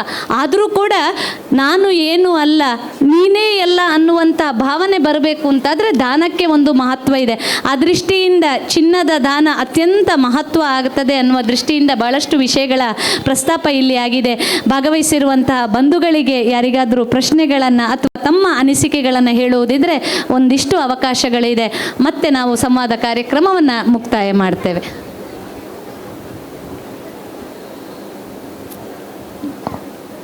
ಹೂಡಿಕೆ ದೃಷ್ಟಿಯಿಂದ ವಂದನಾ ಶಂಕರ್ ಅವರು ಹೇಳಿದರು, ಚಿನ್ನ ಅನ್ನುವಂಥದ್ದು ಇವತ್ತು ಒಂದು ದೃಷ್ಟಿಯಿಂದ ನಾವು ನೋಡುವಾಗ ದಿನದಿಂದ ದಿನಕ್ಕೆ ಅದರ ಬೆಲೆ ಏರ್ತಾ ಇದೆ. ಆದರೂ ಕೂಡ ಹೂಡಿಕೆಯ ದೃಷ್ಟಿಯಿಂದ ಚಿನ್ನ ಕೂಡ ಅಕ್ಷಯವಾಗಬಲ್ಲಬಹುದು ಅನ್ನುವುದಕ್ಕೆ ಇವತ್ತು ಚಿನ್ನವೇ ಅಕ್ಷಯ. ಯಾಕೆಂದರೆ ಅಕ್ಷಯ ಅಂದರೆ ಅದು ವಿಸ್ತಾರವಾಗ್ತಾ ಹೋಗುವಂಥದ್ದು, ಬತ್ತದೇ ಇರುವಂಥದ್ದು ಅಂತ ಲೆಕ್ಕ. ಅಕ್ಷಯವಾಗುವುದು ಅಂದರೆ ಅದು ಭಾಳಷ್ಟು ವಿಸ್ತಾರವಾಗುವಂಥದ್ದು. ಆ ದೃಷ್ಟಿಯಿಂದ ಅಕ್ಷಯ ತೃತೀಯ ನಮ್ಮೆಲ್ಲರ ಬದುಕಿಗೆ ಒಂದು ದೃಷ್ಟಿಯಲ್ಲಿ ಅಕ್ಷಯವಾಗುವಂತೆ ಆಗಲಿ ಅನ್ನುವಂಥ ನಿಟ್ಟಿನಲ್ಲಿ ಕಾರ್ಯಕ್ರಮ ಇಲ್ಲಿ ಆಯೋಜನೆಯಾಗಿದೆ. ಸುಮಾರು ಅತ್ಯಂತ ಒಂದು ಬಹಳ ಸುಂದರವಾಗಿ ಕಾರ್ಯಕ್ರಮ ಮೂಡಿಬಂದಿದೆ. ಹರಪ್ಪ ಮೊಹೆಂಜುದಾರೋ ಕಾಲದಿಂದ ಇವತ್ತಿನವರೆಗೆ ಆಡಳಿತಗಳು ಬಂದಿದೆ, ಆಡಳಿತಗಳು ಹೋಗಿದೆ. ಹರಪ್ಪ ಮೊಹೆಂಜುದಾರ ಇರ್ಬೋದು, ಅಲ್ಲಿಂದ ಇಂಡಸ್ ವ್ಯಾಲಿ ಸಿವಿಲೈಸೇಷನ್ ಇರ್ಬೋದು, ಆನಂತರ ಬಂದಂತಹ ಮೌರ್ಯ, ಚೋಳ, ಅಶೋಕ ನಂತರ ಇರ್ಬೋದು, ಅದರ ಮೊಘಲರು ಇರ್ಬೋದು, ಬ್ರಿಟಿಷರು ಇರ್ಬೋದು, ಅನಂತರ ಬಂದ ಕಾಂಗ್ರೆಸ್ ಸರ್ಕಾರ ಇರ್ಬೋದು, ಇವತ್ತು ಮೋದಿ ಸರ್ಕಾರ ಇರ್ಬೋದು, ಮುಂದೆ ಬರುವ ಸರ್ಕಾರ ಇರ್ಬೋದು. ಯಾವುದೇ ಸರ್ಕಾರದ ಕಾಲದಲ್ಲಿ ಚಿನ್ನಕ್ಕೆ ಇದ್ದಂತಹ ಬೆಲೆ ಖಂಡಿತವಾಗಿ ಅದು ಮುಂದುವರಿದುಕೊಂಡು ಹೋಗ್ತಾ ಇದೆ. ವಂದನಾ ಶಂಕರ್ ಅವರು ಕಳೆದ ವರ್ಷದಿಂದ ಈ ವರ್ಷಕ್ಕೆ ಎಷ್ಟು ವ್ಯತ್ಯಾಸ ಆಯಿತು ಅಂತ ಹೇಳೋದನ್ನು ಲೈವ್ ಆಗಿ ಹೇಳಿದರು. 5,900 ಇದ್ದದ್ದು ಇವತ್ತು 9,000 ಆಗಿದೆ ಅಂತೇಳಿ. ಸೊ ಹಾಗಾಗಿ ಇದರಲ್ಲಿ ಎಷ್ಟು ಬೆಲೆ ಅಂದರೆ ಚಿನ್ನ ಖರೀದಿಗೆ ಯಾವುದು ಸಕಾಲ, ಯಾವಾಗ ತಗೊಳ್ಬೇಕು ಅಂತೇಳಿ ಬಹಳಷ್ಟು ಜನ ಬಂದು ಕೇಳ್ತಾರೆ. ನಾನೊಂದು ಸ್ಟೇಟ್ಮೆಂಟ್ ಮಾಡಿದ್ದೆ, ನಾವೊಂದು ಸ್ಟೇಟ್ಮೆಂಟ್ ಕೊಟ್ಟಿದ್ದೆವು, ಒಂದು ಅಡ್ವರ್ಟೈಸ್ಮೆಂಟ್ ನಾವು ಮಾಡಿದ್ದೆವು, ಚಿನ್ನ ಖರೀದಿಗೆ ಯಾವತ್ತೂ ಸಕಾಲ ಅಂತೇಳಿ. ಸೊ ಅಂದರೆ ಇವತ್ತು ತಗೊಳ್ಬೇಕಾ ನಾಳೆ ತಗೊಳ್ಬೇಕಾ ಅಂತ ಕೇಳ್ತಾರೆ. ನಮ್ಮ ಹತ್ರ ಕೇಳಿದಾಗ ನಾವು ಒಂದೇ ಹೇಳೋದು ಏನು ಅಂತ ಹೇಳಿದರೆ, ನೀವೆಷ್ಟು ತಗೊಳ್ಳಿಕ್ಕೆ ಯೋಚನೆ ಮಾಡಿದ್ದೀರಿ ಅದರ ಅರ್ಧ ಈಗ ತಗೊಳ್ಳಿ, ಅರ್ಧ ಇನ್ನೊಂದು ತಿಂಗಳು ಬಿಟ್ಟು ತಗೊಳ್ಳಿ, ಅಥವಾ ಇನ್ನೊಂದು ಸ್ವಲ್ಪ ಸಮಯ ಬಿಟ್ಟು ತಗೊಳ್ಳಿ. ಯಾಕೆಂತೇಳಿ ಹೇಳಿದರೆ ಇವತ್ತು ನಿಮಗೆ ಫ್ಲಕ್ಚುಯೇಷನ್ ತುಂಬ ಇದೆ. ಮೊನ್ನೆ 9,290 ರೂಪಾಯಿ ಇತ್ತು, ಇವತ್ತು 9,500 ಇದೆ. ಸೊ ಈ 9,000 ಲೆಕ್ಕದಲ್ಲಿ ನೋಡುವಾಗ ಅದೊಂದು ದೊಡ್ಡ ವ್ಯತ್ಯಾಸ ಅಲ್ಲ. ಆದರೆ 250 ರೂಪಾಯಿ ಅಂತ ಹೇಳೋದು ಇವತ್ತಿನ ದಿವಸದಲ್ಲಿ ಮನುಷ್ಯನಿಗೆ ಒಂದು ದೊಡ್ಡ ವಿಷಯ ಆಗ್ತದೆ. ಇವತ್ತು ಕಮ್ಮಿ 9,500 ಆಗಿದೆ, ಅಂದರೆ 285 ರೂಪಾಯಿ ಕಮ್ಮಿ ಆಗಿದೆ. ಸೊ ಹಾಗಾಗಿ 2,400 ರೂಪಾಯಿ ಪವನ್ನಲ್ಲಿ ಅಂತ ಹೇಳುವಂಥದ್ದು ದೊಡ್ಡ ಸಣ್ಣ ವಿಚಾರ ಏನಾಗೋದಿಲ್ಲ. ಸೊ ಹಾಗಾಗಿ ಇವತ್ತು ಒಂದಷ್ಟು 50% ತಗೊಳ್ಳಿ, 50%ಅನ್ನು ಮುಂದಿನ ದಿವಸ ತಗೊಳ್ಳಿ. ಮುಂದೆ ಕಮ್ಮಿ ಆಯಿತು ಅಂತ ಹೇಳಿದರೆ ಇವತ್ತು ಕಮ್ಮಿ ತಗೊಂಡೆ ಅಂತ ಆ ದಿವಸ ಸಂತೋಷ, ಮುಂದೆ ಜಾಸ್ತಿ ಆಯಿತು ಅಂತೇಳಿ ಆದರೆ ಅರ್ಧವಾಸಿ ಕಮ್ಮಿಗೆ ಸಿಕ್ಕಿದೆ ಅಂತ ಹೇಳುವಂಥ ಸಂತೋಷ. ಹಾಗಾಗಿ ಎರಡು ಸಂದರ್ಭದಲ್ಲಿಯೂ ನೀವು ಗೆಲ್ತೀರಿ ಅಂತ ಹೇಳೋದನ್ನು ಹೇಳ್ತಾ, ಮಾರ್ಕೆಟಿಂಗ್ ಅಂತೇಳುವ ವಿಚಾರವನ್ನು ನಾನಾಗ ಪ್ರಸ್ತಾಪ ಮಾಡಿದೆ. ಮಾರ್ಕೆಟಿಂಗ್ ತಪ್ಪು ಅಂತೇಳುವಂಥ ಒಂದು ಭಾವನೆ ಕೆಲವರಲ್ಲಿದೆ. ಆದರೆ ಮಾರ್ಕೆಟಿಂಗ್ ತಪ್ಪಲ್ಲ. ಎಸ್ಪೆಷಲಿ ಇದರಲ್ಲಿ ನಾವು ಮಾರ್ಕೆಟಿಂಗ್ ಮಾಡಿದ್ದೇನು ಗಾಂಜಾವನ್ನಲ್ಲ, ಮಾರ್ಕೆಟಿಂಗ್ ಮಾಡಿದ್ದು ಚಿನ್ನವನ್ನು. ಸೊ ಚಿನ್ನವನ್ನು ಮಾರ್ಕೆಟಿಂಗ್ ಮಾಡಿದರೆ, ಬಂಗಾರದ ಅಂಗಡಿಯವರು ಚಿನ್ನವನ್ನು ಮಾರ್ಕೆಟಿಂಗ್ ಮಾಡಿದರೆ ಚಿನ್ನ ಮಾರಿದವನಿಗೂ ಲಾಭ, ಚಿನ್ನ ಖರೀದಿಸಿದವನಿಗೆ ಅದರಿಂದ ಹೆಚ್ಚು ಲಾಭ. ಯಾಕೆಂತ ಹೇಳಿದರೆ ಇವತ್ತು ವ್ಯಾಪಾರ ಮಾಡಿದರೆ ನಾವೊಂದಷ್ಟು ಪರ್ಸೆಂಟೇಜ್ ಲಾಭ ಇರ್ಬೋದು, ಚಿನ್ನ ತಗೊಂಡೋದವನಿಗೆ ಪೂರ್ಣ ಪ್ರಮಾಣದ ಲಾಭ ಇರ್ತದೆ. ಸೊ ಅದು ಯಾವತ್ತೂ ಅವನ ಹತ್ರ ಇರ್ತದೆ ಅಂತ ಹೇಳೋದನ್ನು ಹೇಳ್ತಾ ಇವತ್ತು ಮಾತಾಡಿ.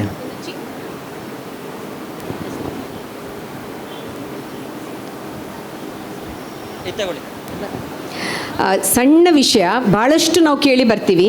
ಈ ಆಭರಣಗಳು ಈಗ ತಗೊಳ್ಳಿಕ್ಕೆ ಹೋದರೆ ಸುಮ್ಮನೆ ವ್ಯಾಟ್, GST, ಮೇಕಿಂಗ್ ಚಾರ್ಜ್ ನಮಗೆ ಲಾಸ್ ಆಗುತ್ತೆ, 4 ವರ್ಷ ಈಗ ತಗೊಂಡು ಅಷ್ಟು ಮತ್ತೆ ಕೊಡ್ಲಿಕ್ಕೆ ಹೋದಾಗ ನಮಗೆ ಅದು ಸಿಗೋದಿಲ್ಲ ಅಂತೆಲ್ಲ ಸುಮಾರು ಉದಾಹರಣೆಗಳು ನನ್ನಲ್ಲೇ ಇದೆ.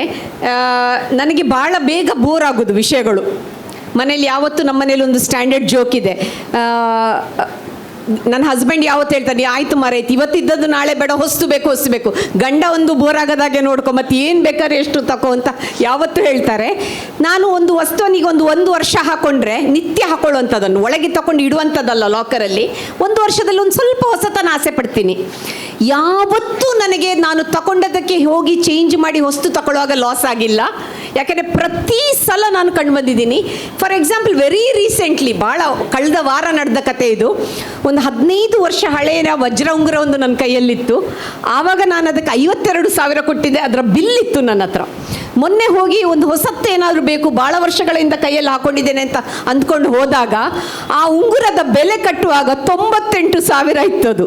ನನಗೆ ವ್ಯಾಟ್, ಮಜೂರಿ, ತೇಮಾನ, GST ಎಲ್ಲ ಸೇರಿ 52,000 ಕೊಟ್ಟು ತಗೊಂಡ ಉಂಗುರಕ್ಕೆ 92,000 ಬೆಲೆ, 92 ಅಲ್ಲ.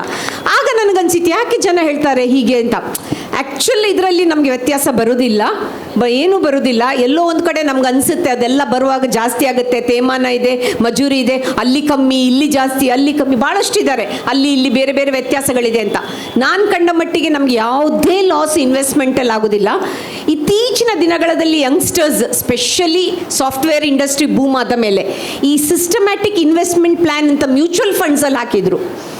ನನ್ನ ತಮ್ಮ ದೊಡ್ಡ ಅವನು ಚಾರ್ಟೆಡ್ ಅಕೌಂಟೆಂಟ್, ಅವನಿಗೆ ತುಂಬ ಕ್ರೇಜ್ ಇದೆ ಈ SIP ಅಂತ ಹೇಳ್ಕೊಂಡು ನಮ್ಮ ಹತ್ರ ಎಲ್ಲ ತಿಂಗಳಿಗೆ ಇಷ್ಟು ಕೊಡು ಅಂತ ಹೇಳ್ತಾನೆ. ಅವನು ನಾವು ಈಗ ಯಾವತ್ತೂ ಒಟ್ಟಿಗಾಗುವಾಗ ಜೊತೆಗೆ ಮಾತಾಡ್ತೇವೆ. ಎಲೆಕ್ಟ್ರಾನಿಕ್ ಗ್ಯಾಜೆಟ್ಸ್, ಬಂಗಾರ ಎಲ್ಲ ವೇಸ್ಟ್, ಶೇರಲ್ಲಿ ಹಾಕಿ ಅಂತ ಅವನು ಹೇಳೋದು.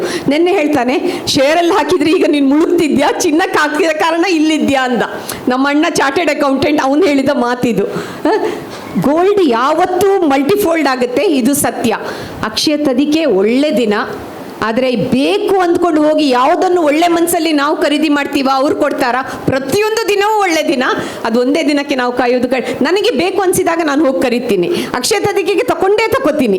ಅದಲ್ಲದೆ ವರ್ಷದಲ್ಲಿ ಖುಷಿ ಆಯಿತು ಹಾಕೋಬೇಕು ಅಂತ ಅನಿಸಿದರೆ ಚಿಕ್ಕದೇ ಆಗಿರ್ಬೋದು ತಗೋತೀನಿ. ವರ್ಷದಲ್ಲಿ ದಂತರಸ್, ಅಕ್ಷಯ ತದಿಕೆ 2 ದಿನ ಬಂಗಾರ ತಗೊಂಡ್ರೆ ಒಳ್ಳೇದಾಗುತ್ತೆ ಅನ್ನೋದು ಸತ್ಯ. ಅದು ಒಳ್ಳೇದಾಗುತ್ತೆ, ಉಳಿದ ದಿನವೂ ವೃದ್ಧಿಯೇ ಆಗುತ್ತೆ. ಯಾಕೆಂದ್ರೆ that also converts into an asset. Having said this, Keshav, thank you. ಬಹುಶಃ ಸುದೀರ್ಘವಾದಂಥ ಸಂವಾದ ನಮಗೊಂದು ಹೊಸ ಅಕ್ಷಯವಾದಂಥ ಯೋಚನೆಯನ್ನು ತೆರೆದಿಟ್ಟಿದೆ ಅಂತ ಅಂದ್ಕೊಳ್ತೇನೆ. ಗೊತ್ತಿಲ್ಲದಂತಹ ಬಹಳಷ್ಟು ವಿಷಯಗಳು ಈ ವೇದಿಕೆ ಮೂಲಕ ಪ್ರಸ್ತಾಪ ಆಗಿದೆ. ಹಿರಿಯರು ಬಹಳಷ್ಟು ಪೌರಾಣಿಕವಾದಂಥ ಧಾರ್ಮಿಕವಾದಂಥ ಹಿನ್ನೆಲೆಯನ್ನು ಪ್ರಸ್ತುತಪಡಿಸಿದ್ದಾರೆ. ಎಲ್ಲೋ ಒಂದಿಷ್ಟು ಅಲ್ಪಜ್ಞಾನಿಗಳಾಗಿ ಇದ್ದವರಿಗೆ ಒಂದಿಷ್ಟು ಜ್ಞಾನದ ಧಾರೆಯನ್ನು ಹರಿಸಿದ್ದಾರೆ ಅಂತ ಅಂದ್ಕೊಳ್ತಾ ಕೇಶವ ಪ್ರಸಾದರು ಒಂದು ಕಡೆಯಲ್ಲಿ ಹೇಳಿದರು, ಹರಪ್ಪ ಮೊಹಂಜೋದಾರ ಕಾಲದಿಂದ ಚಿನ್ನದ ನಾಣ್ಯಗಳ ಬಳಕೆಯಲ್ಲಿತ್ತು ಅಂತ. ಅಲ್ಲಿಂದ ಆರಂಭವಾದಂತಹ ನಮ್ಮ ಸಂಸ್ಕೃತಿ ಇವತ್ತು ಕೂಡ ನಾವು ಇಷ್ಟು ಮುಂದುವರೆದರೂ ಕೂಡ ನಿಲ್ಲಿಲ್ಲ. ಯಾಕೆಂದರೆ ಇವತ್ತು ಒಂದು ನಾಣ್ಯವನ್ನು, ಒಂದು ಕರೆನ್ಸಿಯನ್ನು ಭಾರತ ಸರ್ಕಾರ ಬಿಡುಗಡೆ ಮಾಡ್ತದೆ ಅಂತಂದರೆ ಅದಷ್ಟು ಗೋಲ್ಡ್ ರಿಸರ್ವನ್ನು ಇರ್ತದೆ. ಎಷ್ಟು ನೋಟುಗಳು ಚಲಾವಣೆಗೆ ಬರ್ತದೋ ಅಷ್ಟು ಗೋಲ್ಡ್ ರಿಸರ್ವಲ್ಲಿ ಇರಬೇಕಾಗ್ತದೆ. ಅದು ಬಹುಶಃ ಅದು ಆ ಲೋಹಕ್ಕೆ ಇರುವಂಥ ಮಹತ್ವ.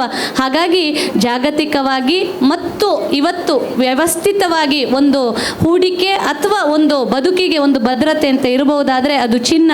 ಖಂಡಿತವಾಗಿಯೂ ಸರೀದಿಗೆ ಅವರು ಹೇಳಿದಾಗೆ ಸಕಾಲ ಅಕ್ಷಯ ತೃತೀಯ ಅಂತ ಹೇಳ್ತಾ ಈ ಕಾರ್ಯಕ್ರಮವನ್ನು ಅತ್ಯಂತ ಸುಂದರವಾಗಿ ನಡೆಸಿಕೊಟ್ಟಂತಹ ಎಲ್ಲ ಹಿರಿಯರಿಗೆ ಸಂಸ್ಥೆಯ ಚೇರ್ಮನ್ ಒಂದು ಸ್ಮರಣಿಕೆಯನ್ನು ನೀಡಿ ಗೌರವಿಸಲಿಕ್ಕಿದ್ದಾರೆ. ಅತ್ಯಂತ ಸುಂದರವಾಗಿ ಸವಿಸ್ತಾರವಾಗಿ ಧಾರ್ಮಿಕವಾದಂಥ ಹಿನ್ನೆಲೆಯನ್ನು ತಿಳಿಸಿಕೊಟ್ಟಂಥ ಪಂಜ ಭಾಸ್ಕರ ಭಟ್ ಇವರಿಗೆ ಸಂಸ್ಥೆಯ ವತಿಯಿಂದ ಒಂದು ಸ್ಮರಣಿಕೆಯನ್ನು ನೀಡಿ ಗೌರವಿಸ್ತಾ ಇದ್ದಾರೆ. ಆರಂಭದಲ್ಲಿ ಶ್ರೀಯುತ ರವೀಶ್ ತಂತ್ರಿ ಅವರಿಗೆ ಕಾರ್ಯಕ್ರಮವನ್ನು ಉದ್ಘಾಟಿಸಿ ತುಂಬ ಸುಂದರವಾಗಿ ಧಾರ್ಮಿಕವಾದಂಥ ಹಿನ್ನೆಲೆಯನ್ನು ತಿಳಿಸಿಕೊಟ್ಟಂತಹ ಶ್ರೀಯುತ ರವೀಶ್ ತಂತ್ರಿ ಅವರಿಗೆ ಸಂಸ್ಥೆಯ ವತಿಯಿಂದ ಒಂದು ಗೌರವದ ಸಮರ್ಪಣೆ.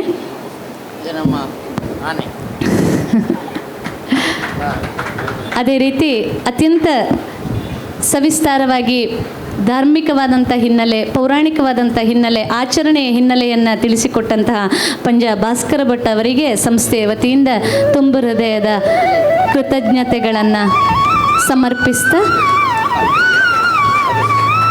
ನೈ ಜ್ಞಾನಂ ಸದೃಶಂ, ಜ್ಞಾನಕ್ಕೆ ಮಿಗಿಲಾದದ್ದು ಯಾವುದೂ ಇಲ್ಲ, ತಮ್ಮ ಜ್ಞಾನಧಾರೆ ನಮ್ಮನ್ನು ಇನ್ನೊಂದಿಷ್ಟು ವಿಸ್ತಾರವಾಗುವಂತೆ ಮಾಡಿದೆ ಅಂತ ಹೇಳ್ತಾ, ಹೂಡಿಕೆಯ ದೃಷ್ಟಿಯಿಂದ ಒಂದಿಷ್ಟು ಮನಸ್ಸುಗಳಿಗೆ ಆಪ್ತವಾಗುವಂಥ ವಿಷಯವನ್ನು ತಿಳಿಸಿಕೊಟ್ಟಂಥ ಆತ್ಮೀಯರಾದಂಥ ಶ್ರೀಮತಿ ವಂದನಾ ಶಂಕರ್ ಅವರಿಗೆ ಸಂಸ್ಥೆಯ ವತಿಯಿಂದ ಕಿರು ಕಾಣಿಕೆಯನ್ನು ಸಮರ್ಪಿಸ್ತಾ, ಕಾರ್ಯಕ್ರಮದ ಕೊನೆಯಲ್ಲಿ ಇದೀಗ ಧನ್ಯವಾದ ಸಮರ್ಪಣೆಯನ್ನು ನಡೆಸಿಕೊಡ್ತಾರೆ ಸಂಸ್ಥೆಯ ಫಿನಾನ್ಷಿಯಲ್ ಆಫೀಸರ್ ಆಗಿರುವಂಥ ಶ್ರೀಯುತ ಶಿವಪ್ರಸಾದ್ ಅವರು. ಕಾರ್ಯಕ್ರಮದ ನಿರ್ವಾಹಕರಿಗೆ ಒಂದು ಕಿರು ಕಾಣಿಕೆ.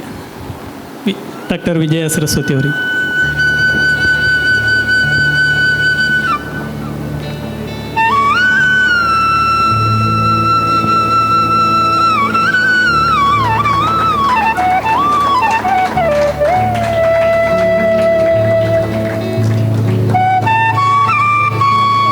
ಅಕ್ಷಯ ತೃತೀಯ ನಮಗೆ ಜ್ಞಾನವನ್ನು ದಾರದೇ ಇರಿದವರು ಅಕ್ಷಯ ಪ್ರಥಮ ಅಂತಲೇ ನಾನು ಹೇಳಲಿಕ್ಕೆ ಬಹಳ ಸಂತೋಷ ಪಡ್ತೇನೆ. ನನಗನ್ನಿಸಿದ್ದು ಆ 3 ಜನ ವಿದ್ವಾಂಸರದ್ದು ಕೂಡ ಅವರ ಗ್ರಂಥ ಭಂಡಾರದಿಂದ ಒಂದು ಮುನ್ನುಡಿ ಮಾತ್ರ ನಮಗೆ ದಾರಿ ಎರೆದುಕೊಟ್ಟಿದ್ದಾರೆ. ನಾವು ತಿಳಿಲಿಕ್ಕೆ ಎಷ್ಟೋ ಉಂಟು, ಬಹಳ ಉತ್ಸುಕತೆಯಿಂದ ನಾವು ಕೇಳಿಕಿರುವಂಥ ವಿಷಯ. ಸಮಯಾಭಾವದಿಂದ ಅವರು ಏನು ನಮಗೆ ಬೇಕಾದಷ್ಟನ್ನು ಮಾತ್ರ ಕೊಟ್ಟಿದ್ದಾರೆ. ಕುಂಟಾರು ರವೀಶ ತಂತ್ರಿಗಳು, ರವೀಶ ಅಂತೇಳಿ ಎಷ್ಟೋ ಕಿರಣಗಳ ಪುಂಜ, ಜ್ಞಾನದ ಭಂಡಾರ, ಅವರಿಂದ ಕೆಲವು ಕಿರಣಗಳನ್ನು ಮಾತ್ರ ನಮಗೆ ಹರಿಸಿಕೊಟ್ಟಿದ್ದಾರೆ. ಧನ್ಯವಾದಗಳು ಸರ್. ಹಾಗೆ ಪಂಜ ಭಾಸ್ಕರ ಭಟ್ ಸೂರ್ಯನೇ, ಅವರ ಹತ್ರವೂ ಎಷ್ಟು ತೇಜೋಪೂಂಜರು, ಅವರು ಸಹ ತಮ್ಮ ಜ್ಞಾನ ಭಂಡಾರದಿಂದ ಕೆಲವನ್ನು ನಮಗೆ ಹಂಚಿಕೊಟ್ಟಿದ್ದಾರೆ, ಸ್ವೀಕರಿಸಿದ್ದೇವೆ. ಧನ್ಯವಾದಗಳು ಸರ್. ಹಾಗೆ ವಂದನಾ ಶಂಕರ್ ಬಹಳ ಮಂಗಳಕರವಾಗಿ ನಮಗೆ ಹೇಳಿಕೊಟ್ಟಿದ್ದಾರೆ, ನಮಗೆ ಕೆಲವು ವಿಷಯಗಳನ್ನು ಮನದಟ್ಟು ಮಾಡಿಕೊಟ್ಟಿದ್ದಾರೆ. ವಂದನಾ ಶಂಕರ್ ಅವರಿಗೆ ಹಾಗೆ ಕಾರ್ಯಕ್ರಮವನ್ನು ನಿರೂಪಿಸಿದವರು ವಿಜಯ ಸರಸ್ವತಿ ಅಂದರೆ ವಿದ್ಯಾಧಿ ದೇವತೆ. ಹಾಗೆ ಅವರು ಚೆನ್ನಾಗಿ ನಿರೂಪಿಸಿಕೊಟ್ಟಿದ್ದಾರೆ. ಆ ಮೇಡಮ್ಗೆ ಅನಂತ ಧನ್ಯವಾದಗಳು. ಹಾಗೆ ಸಂಸ್ಥೆಯ ಚೇರ್ಮನ್ ವೇದಿಕೆಯಲ್ಲಿ ಉಪಸ್ಥಿತರಿದ್ದಾರೆ, ಅವರಿಗೂ ಧನ್ಯವಾದಗಳು. ಆಡಳಿತ ಮಂಡಳಿಯ ನಿರ್ದೇಶಕರು, ಮನೆಯವರು ಎಲ್ಲರೂ ಉಪಸ್ಥಿತರಿದ್ದಾರೆ, ಅವರಿಗೂ ಧನ್ಯವಾದಗಳು. ಸಭಾಸದರು, ಈ ವಿಷಯವನ್ನು ಆಗ್ರಹಿಸಿದ ಗ್ರಾಹಕರು, ಇವರಿಗೆ ಎಲ್ಲರಿಗೂ ಅನಂತ ಧನ್ಯವಾದಗಳು. ಹಾಗೆ ಈ ಛಾಯಾಗ್ರಾಹಕರು, ಇದು ಬರೀ ಛಾಯೆಯಾಗಿ ಉಳಿಬಾರದು, ವಾಂಛೆಯಾಗಿ ಉಳಿಬೇಕು. ಅದಕ್ಕಾಗಿ ಅವರು ಚೆನ್ನಾಗಿ ಈ ಛಾಯಾಗ್ರಹಣವನ್ನು ಚಿತ್ರೀಕರಣ ಮುಗಿಸಿದ್ದಾರೆ, ಅವರಿಗೂ ಧನ್ಯವಾದಗಳು. ಹಾಗೆ ಇವತ್ತಿನ ಧ್ವನಿ ಪ್ರತಿಧ್ವನಿಯಾಗುತ್ತಾ ಇರಬೇಕು ಸಮಾಜದಲ್ಲಿ, ಅದಕ್ಕಾಗಿ ಮಾಧ್ಯಮ ಮಿತ್ರರು ಕೂಡ ಇದಕ್ಕೆ ಶ್ರಮಿಸ್ತಾರೆ, ಅವರಿಗೂ ಧನ್ಯವಾದಗಳು. ವೇದಿಕೆ, ಧ್ವನಿವರ್ಧಕ, ವಿದ್ಯುತ್ ವ್ಯವಸ್ಥೆ ಇವರಿಗೆಲ್ಲರಿಗೂ ಪ್ರತ್ಯೇಕವಾಗಿ ಒಂದೇ ಮಾತಿನಲ್ಲಿ ಧನ್ಯವಾದಗಳು. ಹಾಗೆ ಸಹೋದ್ಯೋಗಿ ಮಿತ್ರರೆಲ್ಲರಿಗೂ ಧನ್ಯವಾದಗಳನ್ನು ಸಮರ್ಪಿಸುತ್ತಾ ಈ ಕಾರ್ಯಕ್ರಮವನ್ನು ಇಲ್ಲಿ ಕೊನೆಗೊಳಿಸ್ತಾ ಇದ್ದೇವೆ. ನಮಸ್ಕಾರಗಳು. ಸುದ್ದಿ ಚಾನಲ್, ಕ್ಷಣ ಕ್ಷಣದ ಸುದ್ದಿಗಾಗಿ.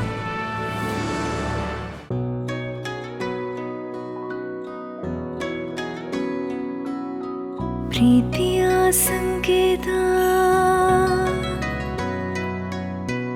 ಅಳಿಯದ ಸಂಬಂಧ, ನಗುವಿನ ಸೌಂದರ್ಯ, ಇದು ಸ್ನೇಹದ ಬಾಂಧವ್ಯ, ಒಲವಿನ ಪ್ರತಿಧ್ವನಿ ತಂದಿದೆ ಸಂತಸ, ಚಿನ್ನದ ಪ್ರತಿಹನಿ ತಂದಿದೆ ಸಂಭ್ರಮ, ಮುಳಿಯ ಜ್ಯೂಸ್ ಕಣ ಕಣದಲು ಆನಂದ, ಮುಳಿಯ ಜ್ಯೂಸ್ ಕಣ ಕಣದಲು ಸೌಂದರ್ಯ, ಮುಳಿಯ ಜ್ಯೂಸ್ ಕಣ ಕಣದಲು ಆನಂದ, ಮುಳಿಯ ಜ್ಯೂಸ್ ಕಣ ಕಣದಲು ಸೌಂದರ್ಯ. Muliya jewels, creating happiness.